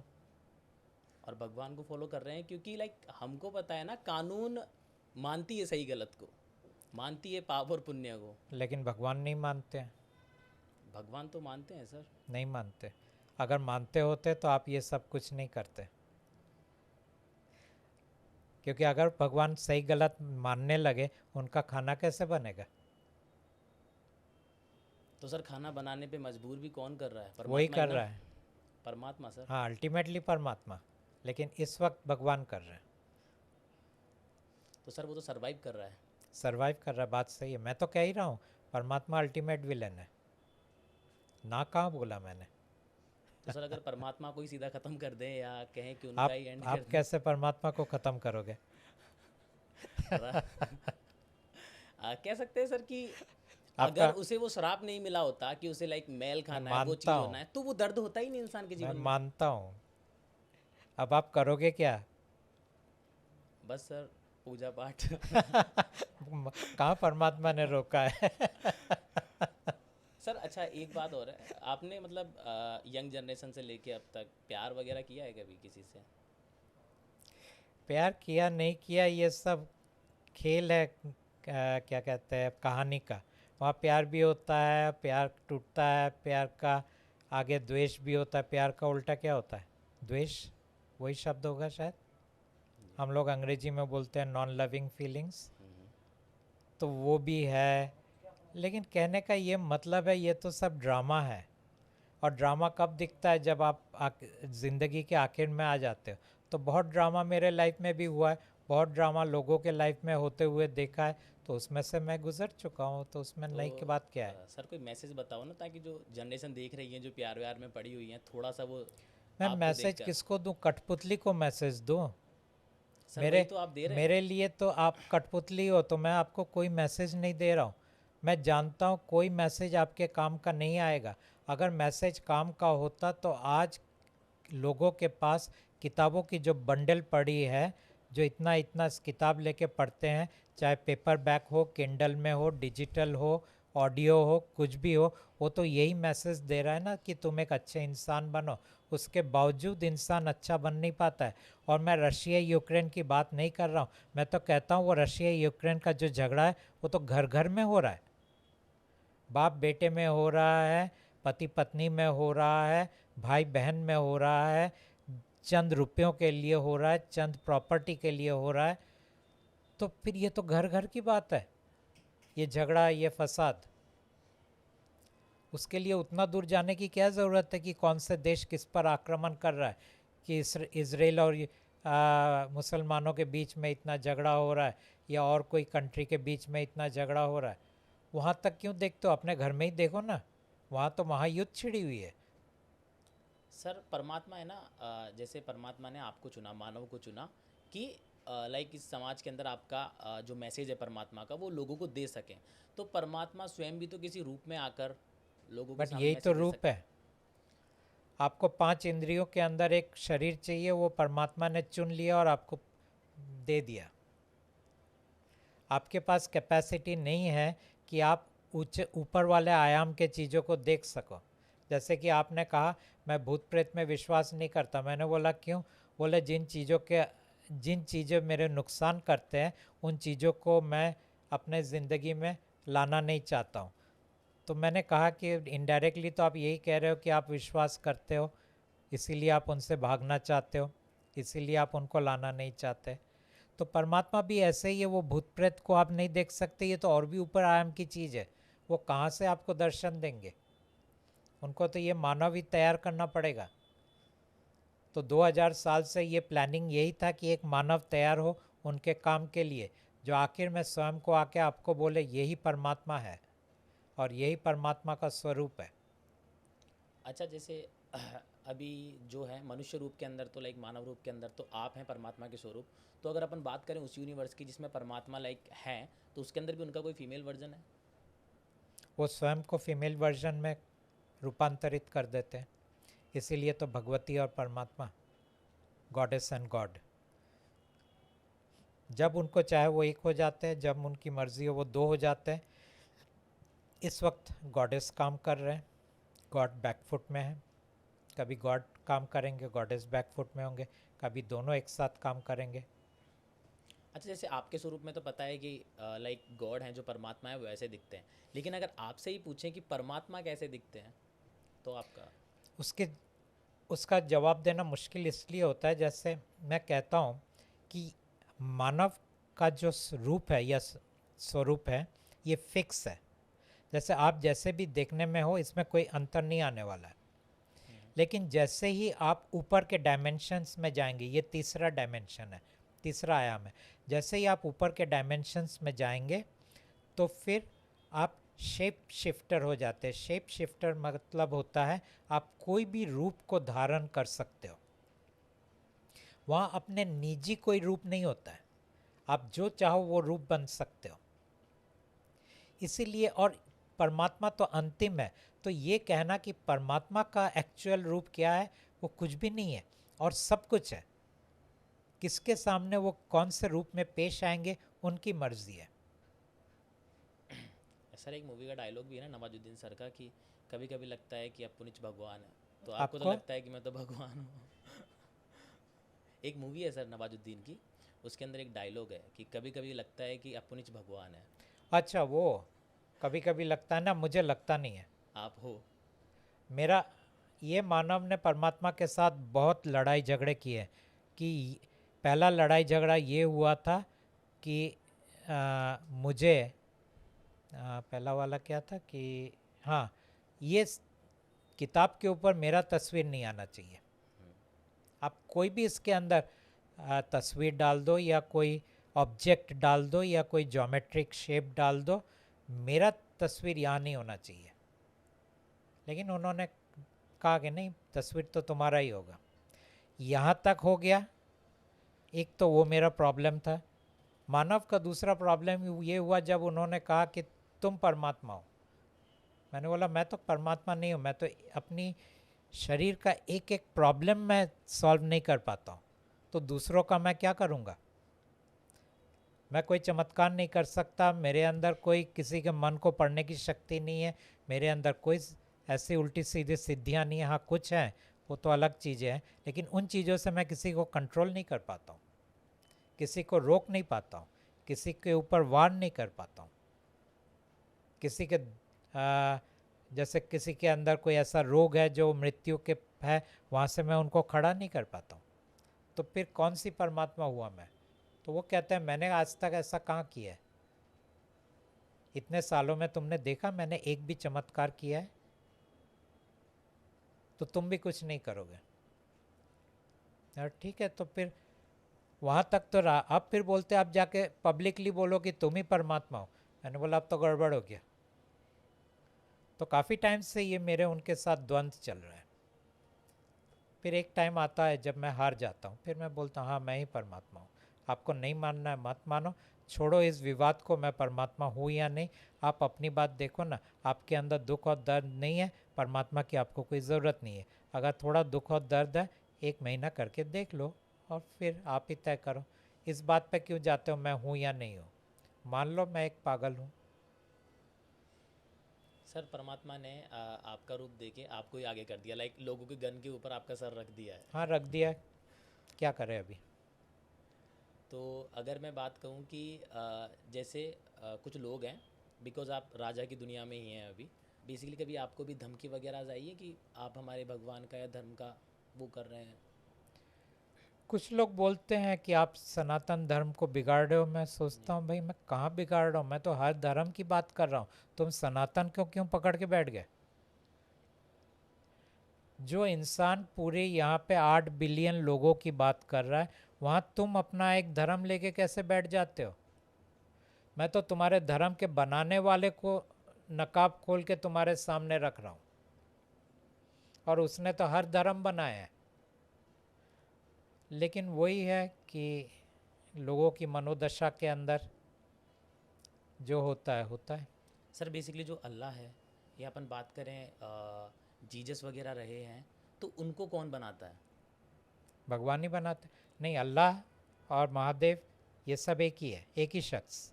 सिर्फ उन्होंने अपना एक दूसरा नाम दे दिया, लेकिन जीसस को बनाने वाला वही था, और जीसस शिव ही है, और शिव को बनाने वाला भगवान ही है। ओके, तो मतलब लाइक शिव से ही इन सब चीज़ों की उत्पत्ति हुई है कि लाइक जीसस शिव हैं। को भेजा गया था यहाँ पे धर्म और अध्यात्म का ज्ञान देने के लिए। ओके। शिव को ऐसा धारणा था कि इस ज्ञान से इंसान के सब दुख और दर्द खत्म हो जाएंगे, लेकिन वो हुआ नहीं, दिन पे दिन बढ़ते जा रहा है। अगर अपन बात करें जैसे अल्लाह की, तो लाइक वो भी शिव के ही वो शिव के पिता हैं, वो शिव के, अल्लाह शिव के पिता हैं। और जैसे महादेव शिव के पिता हैं। हम्म। जैसे जो क्रिश्चियनिटी में फादर बोलते हैं वो शिव के पिता है। मैं बार बार कह रहा हूँ वो एक ही शख्स है, ऐसा नहीं कि उनके 5 पिता की बात कर रहा हूँ मैं। अच्छा, तो शिवा एंड महादेव अलग अलग है दोनों? दोनों अलग है, बाप और बेटे हैं। सर आपने इस किताब के अंदर एक बात लिखी है कि नर्क स्वर्ग जैसी कोई चीज़ होती ही नहीं है, और हम आज तक सुनते आए हैं कि अगर कोई अच्छे कर्म करता है या पुण्य कर्म करता है तो वो अपने कर्म के अनुसार स्वर्ग में जाता है, और जो भी लाइक अगर कोई बुरे कर्म करता है या पापी है वो नर्क में जाएगा। तो क्या नर्क स्वर्ग जैसा कोई कॉन्सेप्ट होता है? देखिए, जो सबसे बड़ा पापी है ना, वो पापी स्वयं भगवान है। ओके। और अगर इंसान पाप कर रहा है तो भगवान ने जो पाप किया है उसके सामने इंसान की पाप की कोई क्या कहूँ मैं कि बहुत छोटा पाप है वो। इंसान के बदतर से बदतर पाप भी बहुत छोटा पाप है कंपेयर्ड टू भगवान ने जो पाप किए परमात्मा के घर में। इसीलिए ये पाप पुण्य आएगा कहाँ से? फिर भी ये पाप पुण्य हमारे वोकेबुलरी में यानी हमारे नैरेटिव या हमारे कहानियों के अंदर रहता है। और हमें कहा जाता है कि पाप मत करना, पुण्य करना।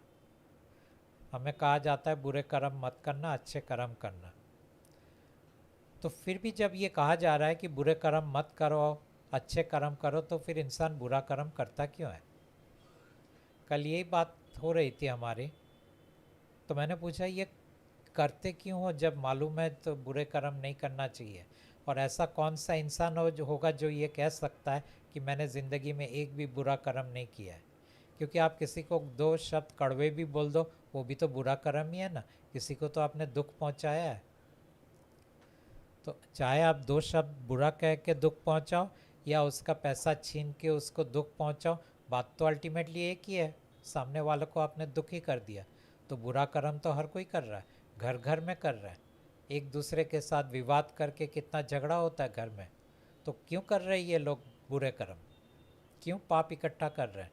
मालूम है सबको पाप हमें नहीं करना चाहिए, मालूम है सबको क्रोध नहीं करना चाहिए, फिर क्यों करते हो क्रोध? यही तो मैं लोगों को पूछता हूँ, कभी सोचा है? सर इंसान की प्रवृत्ति ही ऐसी है, ना चाहते हुए भी उससे वो तो चीज़ फिर हो ये जाती है। प्रवृत्ति किसने दिया आपको? क्यों आपको अच्छे प्रवृत्ति नहीं दिए? आपको तो किसी ने बनाया है ना। आपको तो पूछा नहीं कि आपके प्रवृत्ति हम क्या दें। आपको तो पूछा नहीं कैसा शरीर दे, कैसा मन दे, कैसा व्यक्तित्व दे। आपको तो कोई शीट नहीं दिया कि चलो इसमें टिक मार्क करो, आपके हिसाब से हम आपको बना देते हैं। तो फिर ये देने वाला कौन है? और फिर आप क्यों ग्लानि में जाते हो? किसी ने एक बाल्टी डाल दिया आपके अंदर गुस्सा, आप गुस्से हो गए, लेकिन आपको दिखा नहीं किसने गुस्सा आपके अंदर डाला, तो आपको लगता है ये मेरा गुस्सा है। और फिर आपको ग्लानि होता है, ऐसा मैं क्यों बोला, ऐसा व्यवहार क्यों किया। लेकिन मैंने पहले ही कहा आप कठपुतली हो, डोर कोई और हिला रहा है। तो सर डोर तो आपकी भी किसी ने पकड़ रखी है। ऑफ कोर्स पकड़ रखी है, तो वो भी तो आपको नचा रहा है। ऑफ कोर्स नचा रहा है। और आप नाच रहे हैं पता होने के बावजूद भी। सब मालूम होने के बाद भी नाच रहा हूँ, क्योंकि और कोई ऑल्टरनेटिव नहीं है। आम इंसान और मेरे में अंतर ये है कि मैं जानता हूँ कि मुझे नचा रहा है और उनको लगता है वो स्वतंत्र है। इतना ही अंतर है। आज भी मुझे गुस्सा आता है, आज भी मेरे अंदर द्वेष आता है, आज भी मेरे अंदर नकारात्मकता आता है, आज भी मेरे अंदर डर आता है, आज भी मेरे अंदर नेगेटिविटी आता है। उतना ही आता है जितना बाकी और लोगों के अंदर आता है, शायद उससे ज़्यादा भी आता हो। तो क्या मैं नहीं जानता मुझे नचा रहे हैं? मैं जानता हूँ। तो वही कॉन्सेप्ट सर नॉर्मल इंसान के साथ में आपको पता है, फिर भी आप ये चीज़ें कर रहे हैं। नॉर्मल मैं इंसान नहीं को कर पता है। रहा हूँ, मेरी विवशता है वो, और मैं इंसान को कर रहा हूँ, ये तुम्हारी विवशता है। लेकिन तुम्हें लगता है कि नहीं, तुम चाहो तो पुण्य कर सकते हो। मैं जानता हूँ ना मैं पाप कर सकता हूँ ना पुण्य कर सकता हूँ। आप बेसिकली कुछ भी करें, बट सामने वाला, ऊपर वाला कोई तो है जो डिसाइड कर रहा है कि ये वो पाप कर रहा है और ये उसके लिए पुण्य है। वो डिसाइड कर रहा है कि मैं पाप करूँगा या नहीं करूँगा, मैं पुण्य करूँगा या नहीं करूँगा। ये बात सही है, डिसाइड वो कर रहा है, मैं नहीं कर रहा हूँ, मानव नहीं कर रहा है। तो डिसाइड कौन करता है? डिसाइड अल्टीमेटली तो भगवान करते हैं, लेकिन मैंने शब्द इस्तेमाल किया अल्टीमेटली, बट एक्चुअली ये डिसाइड करता है आपकी आत्मा। जब वो कहानी लिखता है उसके अंदर वो लिख देता है आपका चरित्र कैसा होगा, यानी व्यक्तित्व कैसा होगा, आपके मन के क्वालिटीज़ कैसे होंगे, आपके शरीर के अंदर कौन सी प्रकृति होगा। और उस शरीर, मन और व्यक्तित्व को बनाया जाता है कि आप ज़िंदगी में ज़्यादा पाप कर्म करोगे या ज़्यादा पुण्य कम कर्म करोगे। उसके बाद आता है ईश्वर, क्योंकि वो तो लिखा जाता है, यूँ समझो एक कागज़ के पन्ने के ऊपर एक कहानी लिख के चला गया वो। अब कहानी को साकार तो करना है। अब आता है ईश्वर। ईश्वर वो कहानी को पढ़ के उसके हिसाब से मनुष्य को नचाता है। ईश्वर कौन? ईश्वर वही जो मैंने कहा, परमेश्वर का अंश, वही सागर की ऊपर से उठती हुई लहर। तो जो आत्माएं हैं वो इंसान की जो कहानी लिखती है तो दुख दर्द को भी तो हटा सकती है, रिमूव कर सकती है, क्योंकि कहानी तो अल्टीमेटली कैसे आत्माएं लिख हटाएगा? रही है। भगवान हटाने थोड़ी देंगे। बट आत्माएं अब तो फ्री हो चुकी है ना नहीं फ्री जाने हुई के है। लिए। अब नहीं फ्री हुए, जब जाएंगे तब जाएंगे। लेकिन जितनी कहानियाँ लिख दी है वो तो कहानी सब पूरा तो होगा ना। आप कहानी बीच में से नहीं रोक सकते। तो सर आपकी जो कहानी लिख दी गई है वो कहानी तो वही पूरी होगी। आप परमात्मा के पास भी जाओगे तो परमात्मा उसमें कुछ नहीं बदलेंगे। तो कहानी तो आपकी भी लिख दी गई है, जी। तो उसके अंदर परमात्मा कैसे, किसने ऐड किया? उसके अंदर परमात्मा ने वो कहानी को बदला, लेकिन परमात्मा को तो उनका काम करना था। लेकिन परमात्मा का तो आपसे कोई काम नहीं है ना, तो आपकी कहानी वो क्यों बदलेंगे? उनको मेरा ज़रूरत था तो उन्होंने बदल दिया। तो मतलब बदली जा सकती है कहानी? ऑफ कोर्स बदली जा सकती है। परमात्मा चाहे तो बदली जा सकती है, भगवान चाहे तो बदली जा सकती है, आत्मा चाहे तो बदली जा सकती है। तो परमात्मा ईश्वर इंसान बदल के नहीं दुख सकता है। दर्द को क्यों नहीं मिटा सकता या बदल सकता है? परमात्मा कह रहे हैं कि ये मैं अगर आपके दुख दर्द को पूरी तरह मिटा दूंगा तो मैं अपने बेटे के अगेंस्ट में जाऊंगा, और ये उनकी नैतिकता के अंदर नहीं आता है। उन्होंने अपने बेटे को बोला है कि तुम्हें मेरे घर से निकलना होगा, और तुम फिर आगे जो कुछ करोगे उसके अंदर मैं हस्तक्षेप नहीं करूंगा। तुम्हें पूरी स्वतंत्रता है तुम्हारे मर्जी के हिसाब से चलने का। और आज भगवान चाहता है कि हम दुख और दर्द से गुजरें, तो फिर परमात्मा क्यों बीच में आएंगे? और मैंने पहले ही कहा लोगों को कि परमात्मा को लोगों के अंदर कोई इंटरेस्ट नहीं है।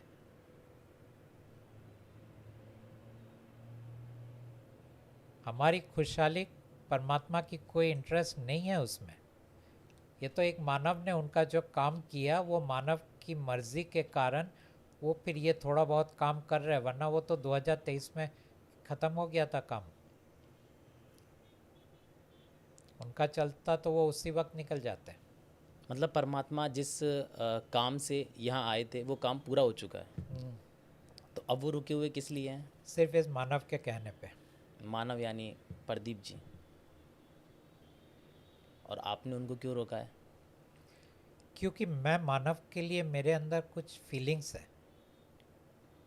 मैं चाहता हूँ मानव दुख और दर्द से कम थोड़ा राहत पाए। मैं जानता हूँ छुटकारा पाए बोलना तो बहुत बड़ी बात होगी। मैं चाहता हूँ वो राहत पाए। मैं ये भी कहता हूँ कि मैं आपको धर्म से अलग नहीं कर रहा हूँ। आपका धर्म अगर आपको शांति देता है तो मैं बहुत खुश हूँगा कि आप वहीं रहो। आपका मज़हब अगर आपको सुकून देता है, मैं चाहूँगा आप उसी मज़हब के अंदर रहो, उसी भगवान के साथ रहो। लेकिन मैंने देखा है आपके भगवान क्या है, और इसीलिए मैं आपको एक ऑल्टरनेट देता हूँ।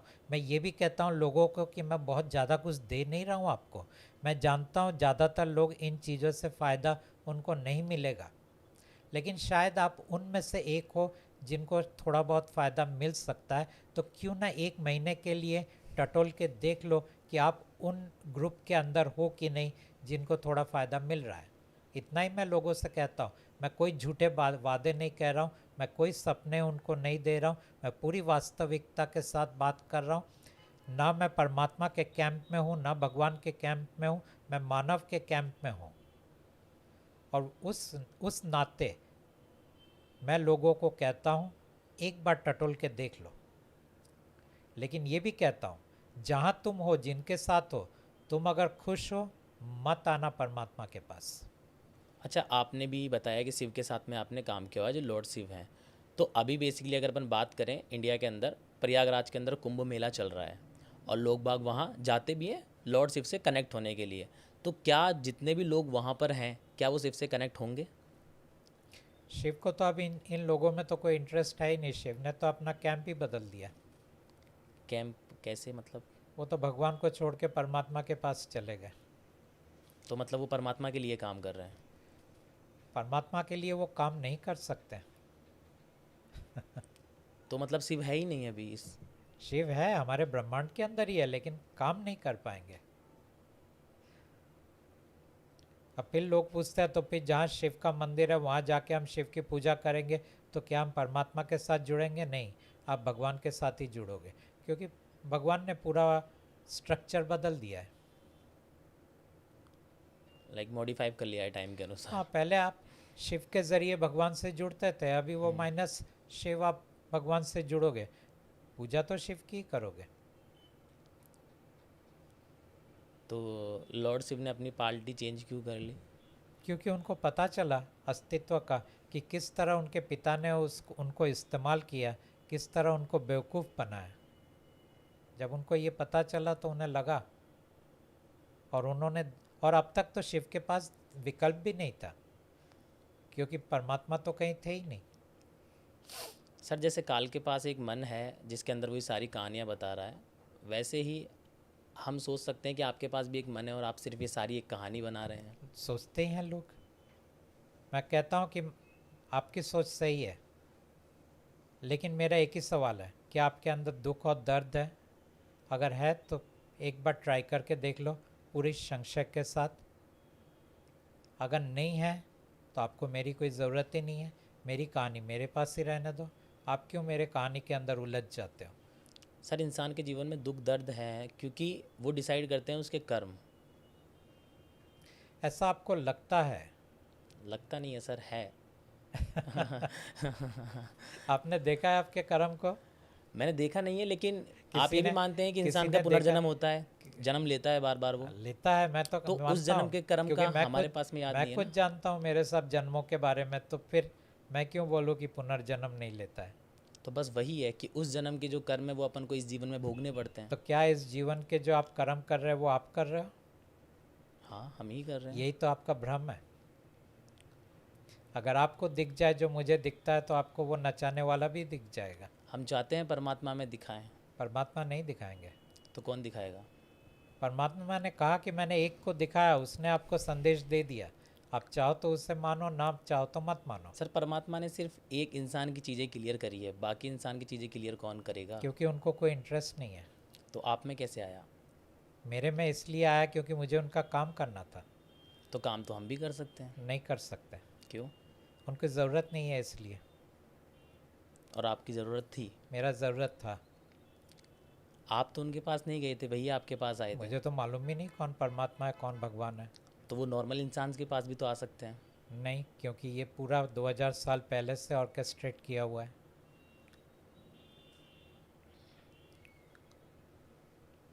तो अगर मैं कहना चाहूँ इन द एंड पूरे के पूरे पॉडकास्ट के अपने इस सेशन के अंदर, तो परमात्मा और जो आप कहते हैं कि राजा, इन दोनों के युद्ध में नॉर्मली इंसान क्यों पिस रहा है? या क्योंकि दुख उसके दर्द, लिए ही तो उनको बनाया गया है। मतलब सिर्फ कि इंसानों को बनाया गया है राजा के भोजन के लिए, जी, और इंसान का कोई रोल प्ले नहीं है। और कोई रोल प्ले नहीं है। बाकी भ्रम के अंदर बहुत कुछ रोल प्ले है। उस रोल प्ले में कोई बोल रहा है कि मुझे बहुत बड़ा उद्योगकारी बनना है, मुझे बहुत पंडित बनना है, मुझे बहुत बड़ा पॉलिटिशियन बनना है, मुझे बहुत बड़ा खिलवाड़ बनना है, यानी स्पोर्ट्समैन बनना है। तो ऐसे तो हर एक के अपने अपने उद्देश्य उन लोगों ने तय कर लिया है।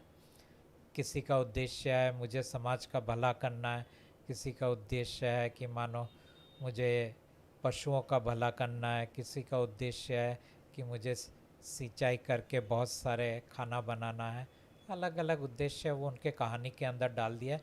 वो कहानी के हिसाब से, ऐसा नहीं कि वो इंसान चूज़ कर रहा है कि मेरा उद्देश्य ये होगा, वो कहानी में ऑलरेडी है और आपके जहन में आ जाता है कि हाँ अब मैं इस डायरेक्शन में काम करूँगा। तो सर आपने जो ये किताब लिखी है परमात्मा का संदेश, तो ये इंसान को परमात्मा से कैसे जोड़ती है? परमात्मा से जोड़ना बहुत आसान है, क्योंकि परमात्मा ने बहुत सिंपल कर दिया है। वो बोला या तो किताब, यानी ये किताब का जो स्वरूप है, वो कहते हैं ये किताब पढ़ोगे तो कोई काम का नहीं है। क्यों काम का नहीं है? विवाद ज़्यादा क्रिएट होगा, बाद में पढ़ना है तो पढ़ लेना, लेकिन शुरुआत में वो कहते हैं सिर्फ इस स्वरूप के साथ बात करो, अपनी दुख दर्द परेशानी ये सब चीज़ें स्वरूप को बोलो। इतना परमात्मा कहता है। 1 महीने के लिए बोलो, अगर लगे कुछ रिजल्ट मिला ठीक है, फिर आप डिसाइड करो भगवान या परमात्मा। रिजल्ट नहीं मिला तो वैसे ही ड्रॉप कर दो, सीधा आपका भगवान तो है ही आपके पास, उसमें तो कुछ हुआ नहीं है। और फिर दूसरा वो कहते हैं कि ये 200 रुपया खर्चा करके ये किताब भी क्यों तुम्हें ख़रीदना है, फ्री वाला चीज़ लो ना। तो वो कहते हैं कि वो वेबसाइट के अंदर जाओ जिसको हम कहते हैं alakgod.com, ALAKHGOD.com, वहाँ से इसका डिजिटल कार्ड डाउनलोड कर लो मोबाइल पे, इस स्वरूप के साथ बात करो, वही स्वरूप जो किताब में दिया हुआ है, और 30 दिन करके देख लो तुम्हें कुछ मिलता है या नहीं मिलता है। तो क्या जाता है तुम्हारा, ना कोई पैसे का खर्च है, ना तुम्हारा इसमें कोई इन्वेस्टमेंट है, ना तुम किसी पंथ के साथ जुड़े हो, ना किसी के फॉलोअर बने हो, ना किसी को गुरु बनाया है, ना अपने धर्म का तुमने परिवर्तन किया है, क्योंकि यहाँ धर्म मज़हब की बात ही नहीं है। एक मुसलमान को भी उतना ही दुख है, दर्द है, जितना एक क्रिश्चियन को है, जितना एक हिंदू को है, जितना एक पारसी को है। तो यहाँ मज़हब की बात कहाँ आती है, परमात्मा के वहाँ मज़हब की बात ही नहीं है। ये अलग बात है कि कुछ लोग मज़हब को ले आएंगे इस चीज़ों को बिगाड़ने के लिए। इस सिर्फ इंसान के तल पे बात हो रहा है और इंसान के तल पे बोला जा रहा है तुम करके देख लो। सर एक बहुत इंटरेस्टिंग बात है आपने बताई है, जो कि जो भी इस बुक के अंदर फ़ोटोज़ लगी हुई है, जिसने भी एक बार देख ली, चाहे वो गलती से ही सही, तो क्या उसका जन्म दोबारा नहीं होगा? परमात्मा कहते हैं कि अगर तुमने एक नज़र, भले वो 1 सेकंड का भी ना हो, उससे भी कम हो, एक नज़र अगर तुमने इस किताब के फ़ोटो के साथ देख लिया, मान लीजिए कि जब आप ये इंटरव्यू को आप अपलोड करोगे, अगर उसके अंदर कहीं आप ये फ़ोटो को अगर एक पल के लिए भी रखते हो और इंसान की नज़र उस फ़ोटो पे गिर जाता है, उस स्वरूप में गिर जाता है, तो वो इंसान का ये आखिरी जन्म हो जाएगा। लोग कुंभ मेले में जाते हैं किस लिए, 2 ही चीज़ के लिए जाते हैं जहाँ तक मैं समझाऊँ। एक जाते हैं उनको पाप को धोने के लिए, और दूसरा जाते हैं मोक्ष पाने के लिए। तो इतने जो करोड़ों लोग वहाँ जा रहे हैं, तो मतलब करोड़ों लोगों को अपने पापों से मुक्ति चाहिए और मोक्ष चाहिए। ये बात तो पक्का हो गया ये मेलों के ज़रिए। और अगर ये बात पक्का हो गया तो इतनी ठंड में जाके वो नदी के अंदर डुबकी लगाने की क्या ज़रूरत है, जो परमात्मा कह रहे हैं मैं तुम्हें दे रहा हूँ एक नज़र और कुछ नहीं, बात भी मत करो मेरे साथ, मालूम भी नहीं पड़ेगा तुम्हें क्या देखा। और वही 2 चीज़ होने वाले हैं, ये तुम्हारा आखिरी जन्म हो जाएगा, पाप पुण्य का तो कुछ रहा ही नहीं, क्योंकि स्वर्ग नरक का भी सवाल नहीं है। आखिरी जन्म है तो फिर कहाँ तुम स्वर्ग में जाके वापस आओगे। बेसिकली जो हमारे पॉडकास्टर हैं वो ये बात देख के थोड़ा सा डर जाएंगे, क्योंकि आखिरी जन्म है, ये लाइक पहली बार कोई ऐसा इंसान बोल रहा है कि मेरी फ़ोटो देखो और ये आपका आखिरी जन्म होगा। पहली बार तो ऐसा हुआ है जब परमात्मा आए हैं, आज तक तो परमात्मा आए नहीं थे। आज तक तो भगवान अपने खेल को खेल रहा था, और इतने मस्ती से खेल रहा था कि किसी को पता न चले। यहाँ तक शिव को भी नहीं मालूम था कि ये खेल क्या है। वो बहुत उम्मीद लेके आया था पृथ्वी के ऊपर, ये सोच के कि उसका ज्ञान और उसकी तकनीक इंसानों को दुख और दर्द से मुक्त कर देगा। कई बार उसने जन्म लिए, लेकिन हर बार उसे विफलता ही हाथ लगा। ये तो बाद में मेरे आने के बाद उसको पता चला कि उसके साथ छल किया गया। उसके दिए हुए चीज़ों से भगवान ने मज़हब बनाया, अध्यात्म बनाया। सर आपका कहना है कि खेल राजा ने खेला है, बट मेरा मानना ये है कि अब परमात्मा भी आ चुके हैं, तो खेल अब शुरू हुआ है। खेल ख़त्म हो रहा है। नहीं सर, शुरू हुआ है। 2 टीम रेडी हो चुकी है, एक परमात्मा की और एक राजा की। मैं तो अभी चंद साल का हूँ, उसके बाद ये खेल ख़त्म। नहीं सर, परमात्मा कुछ ना कुछ और डिसाइड तो करेंगे। कुछ नहीं करेंगे।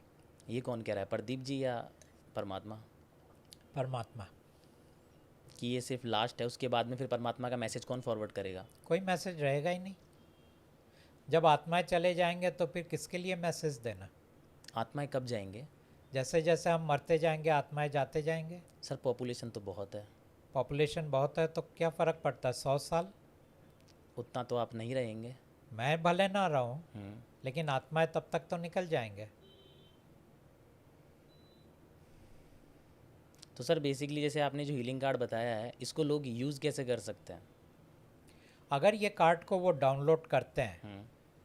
तो परमात्मा इतना ही बोलते हैं कि इस कार्ड के साथ अपने दुख, दर्द, परेशानी, बेचैनी को साझा कीजिए, यानी शेयर कीजिए। ओके। उसका कोई नियम नहीं है, उसकी कोई शब्दावली जैसा कुछ नहीं है, उसका कोई मंत्र जैसा कुछ नहीं है, ऐसा कुछ नहीं है। करते रहिए, करके रख दीजिए। ऐसा नहीं कि सारा दिन करने का, एक बार बोल दिया रख दिया, फिर से कुछ बहुत परेशान हो गए फिर से एक बार बोल के रख दिया। ऐसा आप 1 महीना तक करो। शायद पूरे दिन में आप एक बार, 2 बार या 3 बार ही बोलना ज़रूरी है। पूरे दिन भर के बोलते रहे तो ऐसा भी नहीं है। सुबह उठ के बोलो, और सोते वक्त बोलो, या दोपहर को एक बार बोलो। इतना बोल के आप रख दो आपके पॉकेट के अंदर या पर्स के अंदर या ड्रायर के अंदर। फिर 1 महीने के बाद देख लो कुछ मिला या नहीं मिला। अच्छा, बेसिकली जैसे हमारे घरों में मंदिर होते हैं, तो इसको लाइक मंदिरों में रखना ठीक है, ना, या ना, अलग से इसके लिए कुछ जगह इसको बनाई जाए? कम से कम मंदिर में तो मत रखिए। ओके। ये कोई पूजा का चीज़ नहीं है। परमात्मा पूजा का चीज़ नहीं है। कभी भी परमात्मा नहीं कहते हैं मेरी पूजा करो, वो राजा कहता है। सर वो होता है ना, मनुष्य की प्रवृत्ति है, अगर वो मैं किसी भी इस मानता चीज़ को हूँ। देखता है तो वो इसको ही पूजने लग जाएगा। अब वो तो राजा का दिए हुए संस्कार है, अब परमात्मा उसमें क्या कर सकते हैं। लेकिन परमात्मा बोलते हैं मेरी पूजा मत करो, और मेरा जो मानव है उसको भी बहुत इम्पोर्टेंट मत समझो। जो मानव मेरी बात तुम तक ला रहा है वो भी तुम्हारे लिए इम्पोर्टेंट नहीं है। तुम्हारे लिए एक ही चीज़ इम्पोर्टेंट है, ये स्वरूप जो तुम तक पहुंच चुका है। उसके बाद वो मानव के पास पलट के भी मत देखना। तो लाइक कहने का मतलब ये है कि बस आपको एक बार देख लें वो काफ़ी है। वो काफ़ी है। ओके। और अगर पूजा वगैरह करें अगर परमात्मा की भी, तो कोई आप कैसे करोगे परमात्मा की पूजा जब उन्होंने विधि दिया ही नहीं है। स्वरूप तो आ चुका है, और राजा की स्वरूप तो आ चुका है, लेकिन विधि क्या है। विधि राजा की अगर यूज़ करें तो फिर आप परमात्मा से दूर चले जाओगे, रिश्ता कट जाएगा। तो परमात्मा को लाइक कोई विधि भी बनानी चाहिए फिर तो। बट जब उनको चाहिए नहीं फिर कैसे बनाए। ओके, चलो sir, thank you so much sir. आपने हमारे पॉडकास्ट को इतना टाइम दिया और इतनी सारी जो चीज़ें थी हमने क्लियर करी। और एंड में सर एक मैसेज जो आप पूरे लाइक इंसानों को कहना चाहोगे, क्योंकि मानव तो लाइक यहाँ पे प्रदीप जी ही है, तो मैं मानव से जो शब्दावली है मेरी उसको थोड़ा चेंज करता हूँ। मैं चेंज करता हूँ कि इंसानों को अगर आप एक लास्ट मैसेज देना चाहोगे तो क्या आप देना चाहोगे? ये पॉडकास्ट के ज़रिए मेरा इंसानों को एक ही मैसेज है। आपके पास आज तक भगवान था, आपके पास आज तक गुरु था, आपके पास आज तक आपके दिए हुए जिसको हम कहते हैं किताबें थे, वो चाहे आध्यात्म के हो, वो चाहे धर्म या मज़हब के हो, या वो चाहे दर्शन शास्त्र के हो, क्योंकि जनरली ये 3 चीज़ें ही होते हैं। इनके अंदर जो भी आपने पढ़ा और मेरे बातों के अंदर आप पाओगे कि कहीं उसका अंदर विरोधाभास है। उस विरोधाभास को एक विवाद मत बना देना, उसको लेके अपने अंदर कोई नकारात्मक मत ले आना।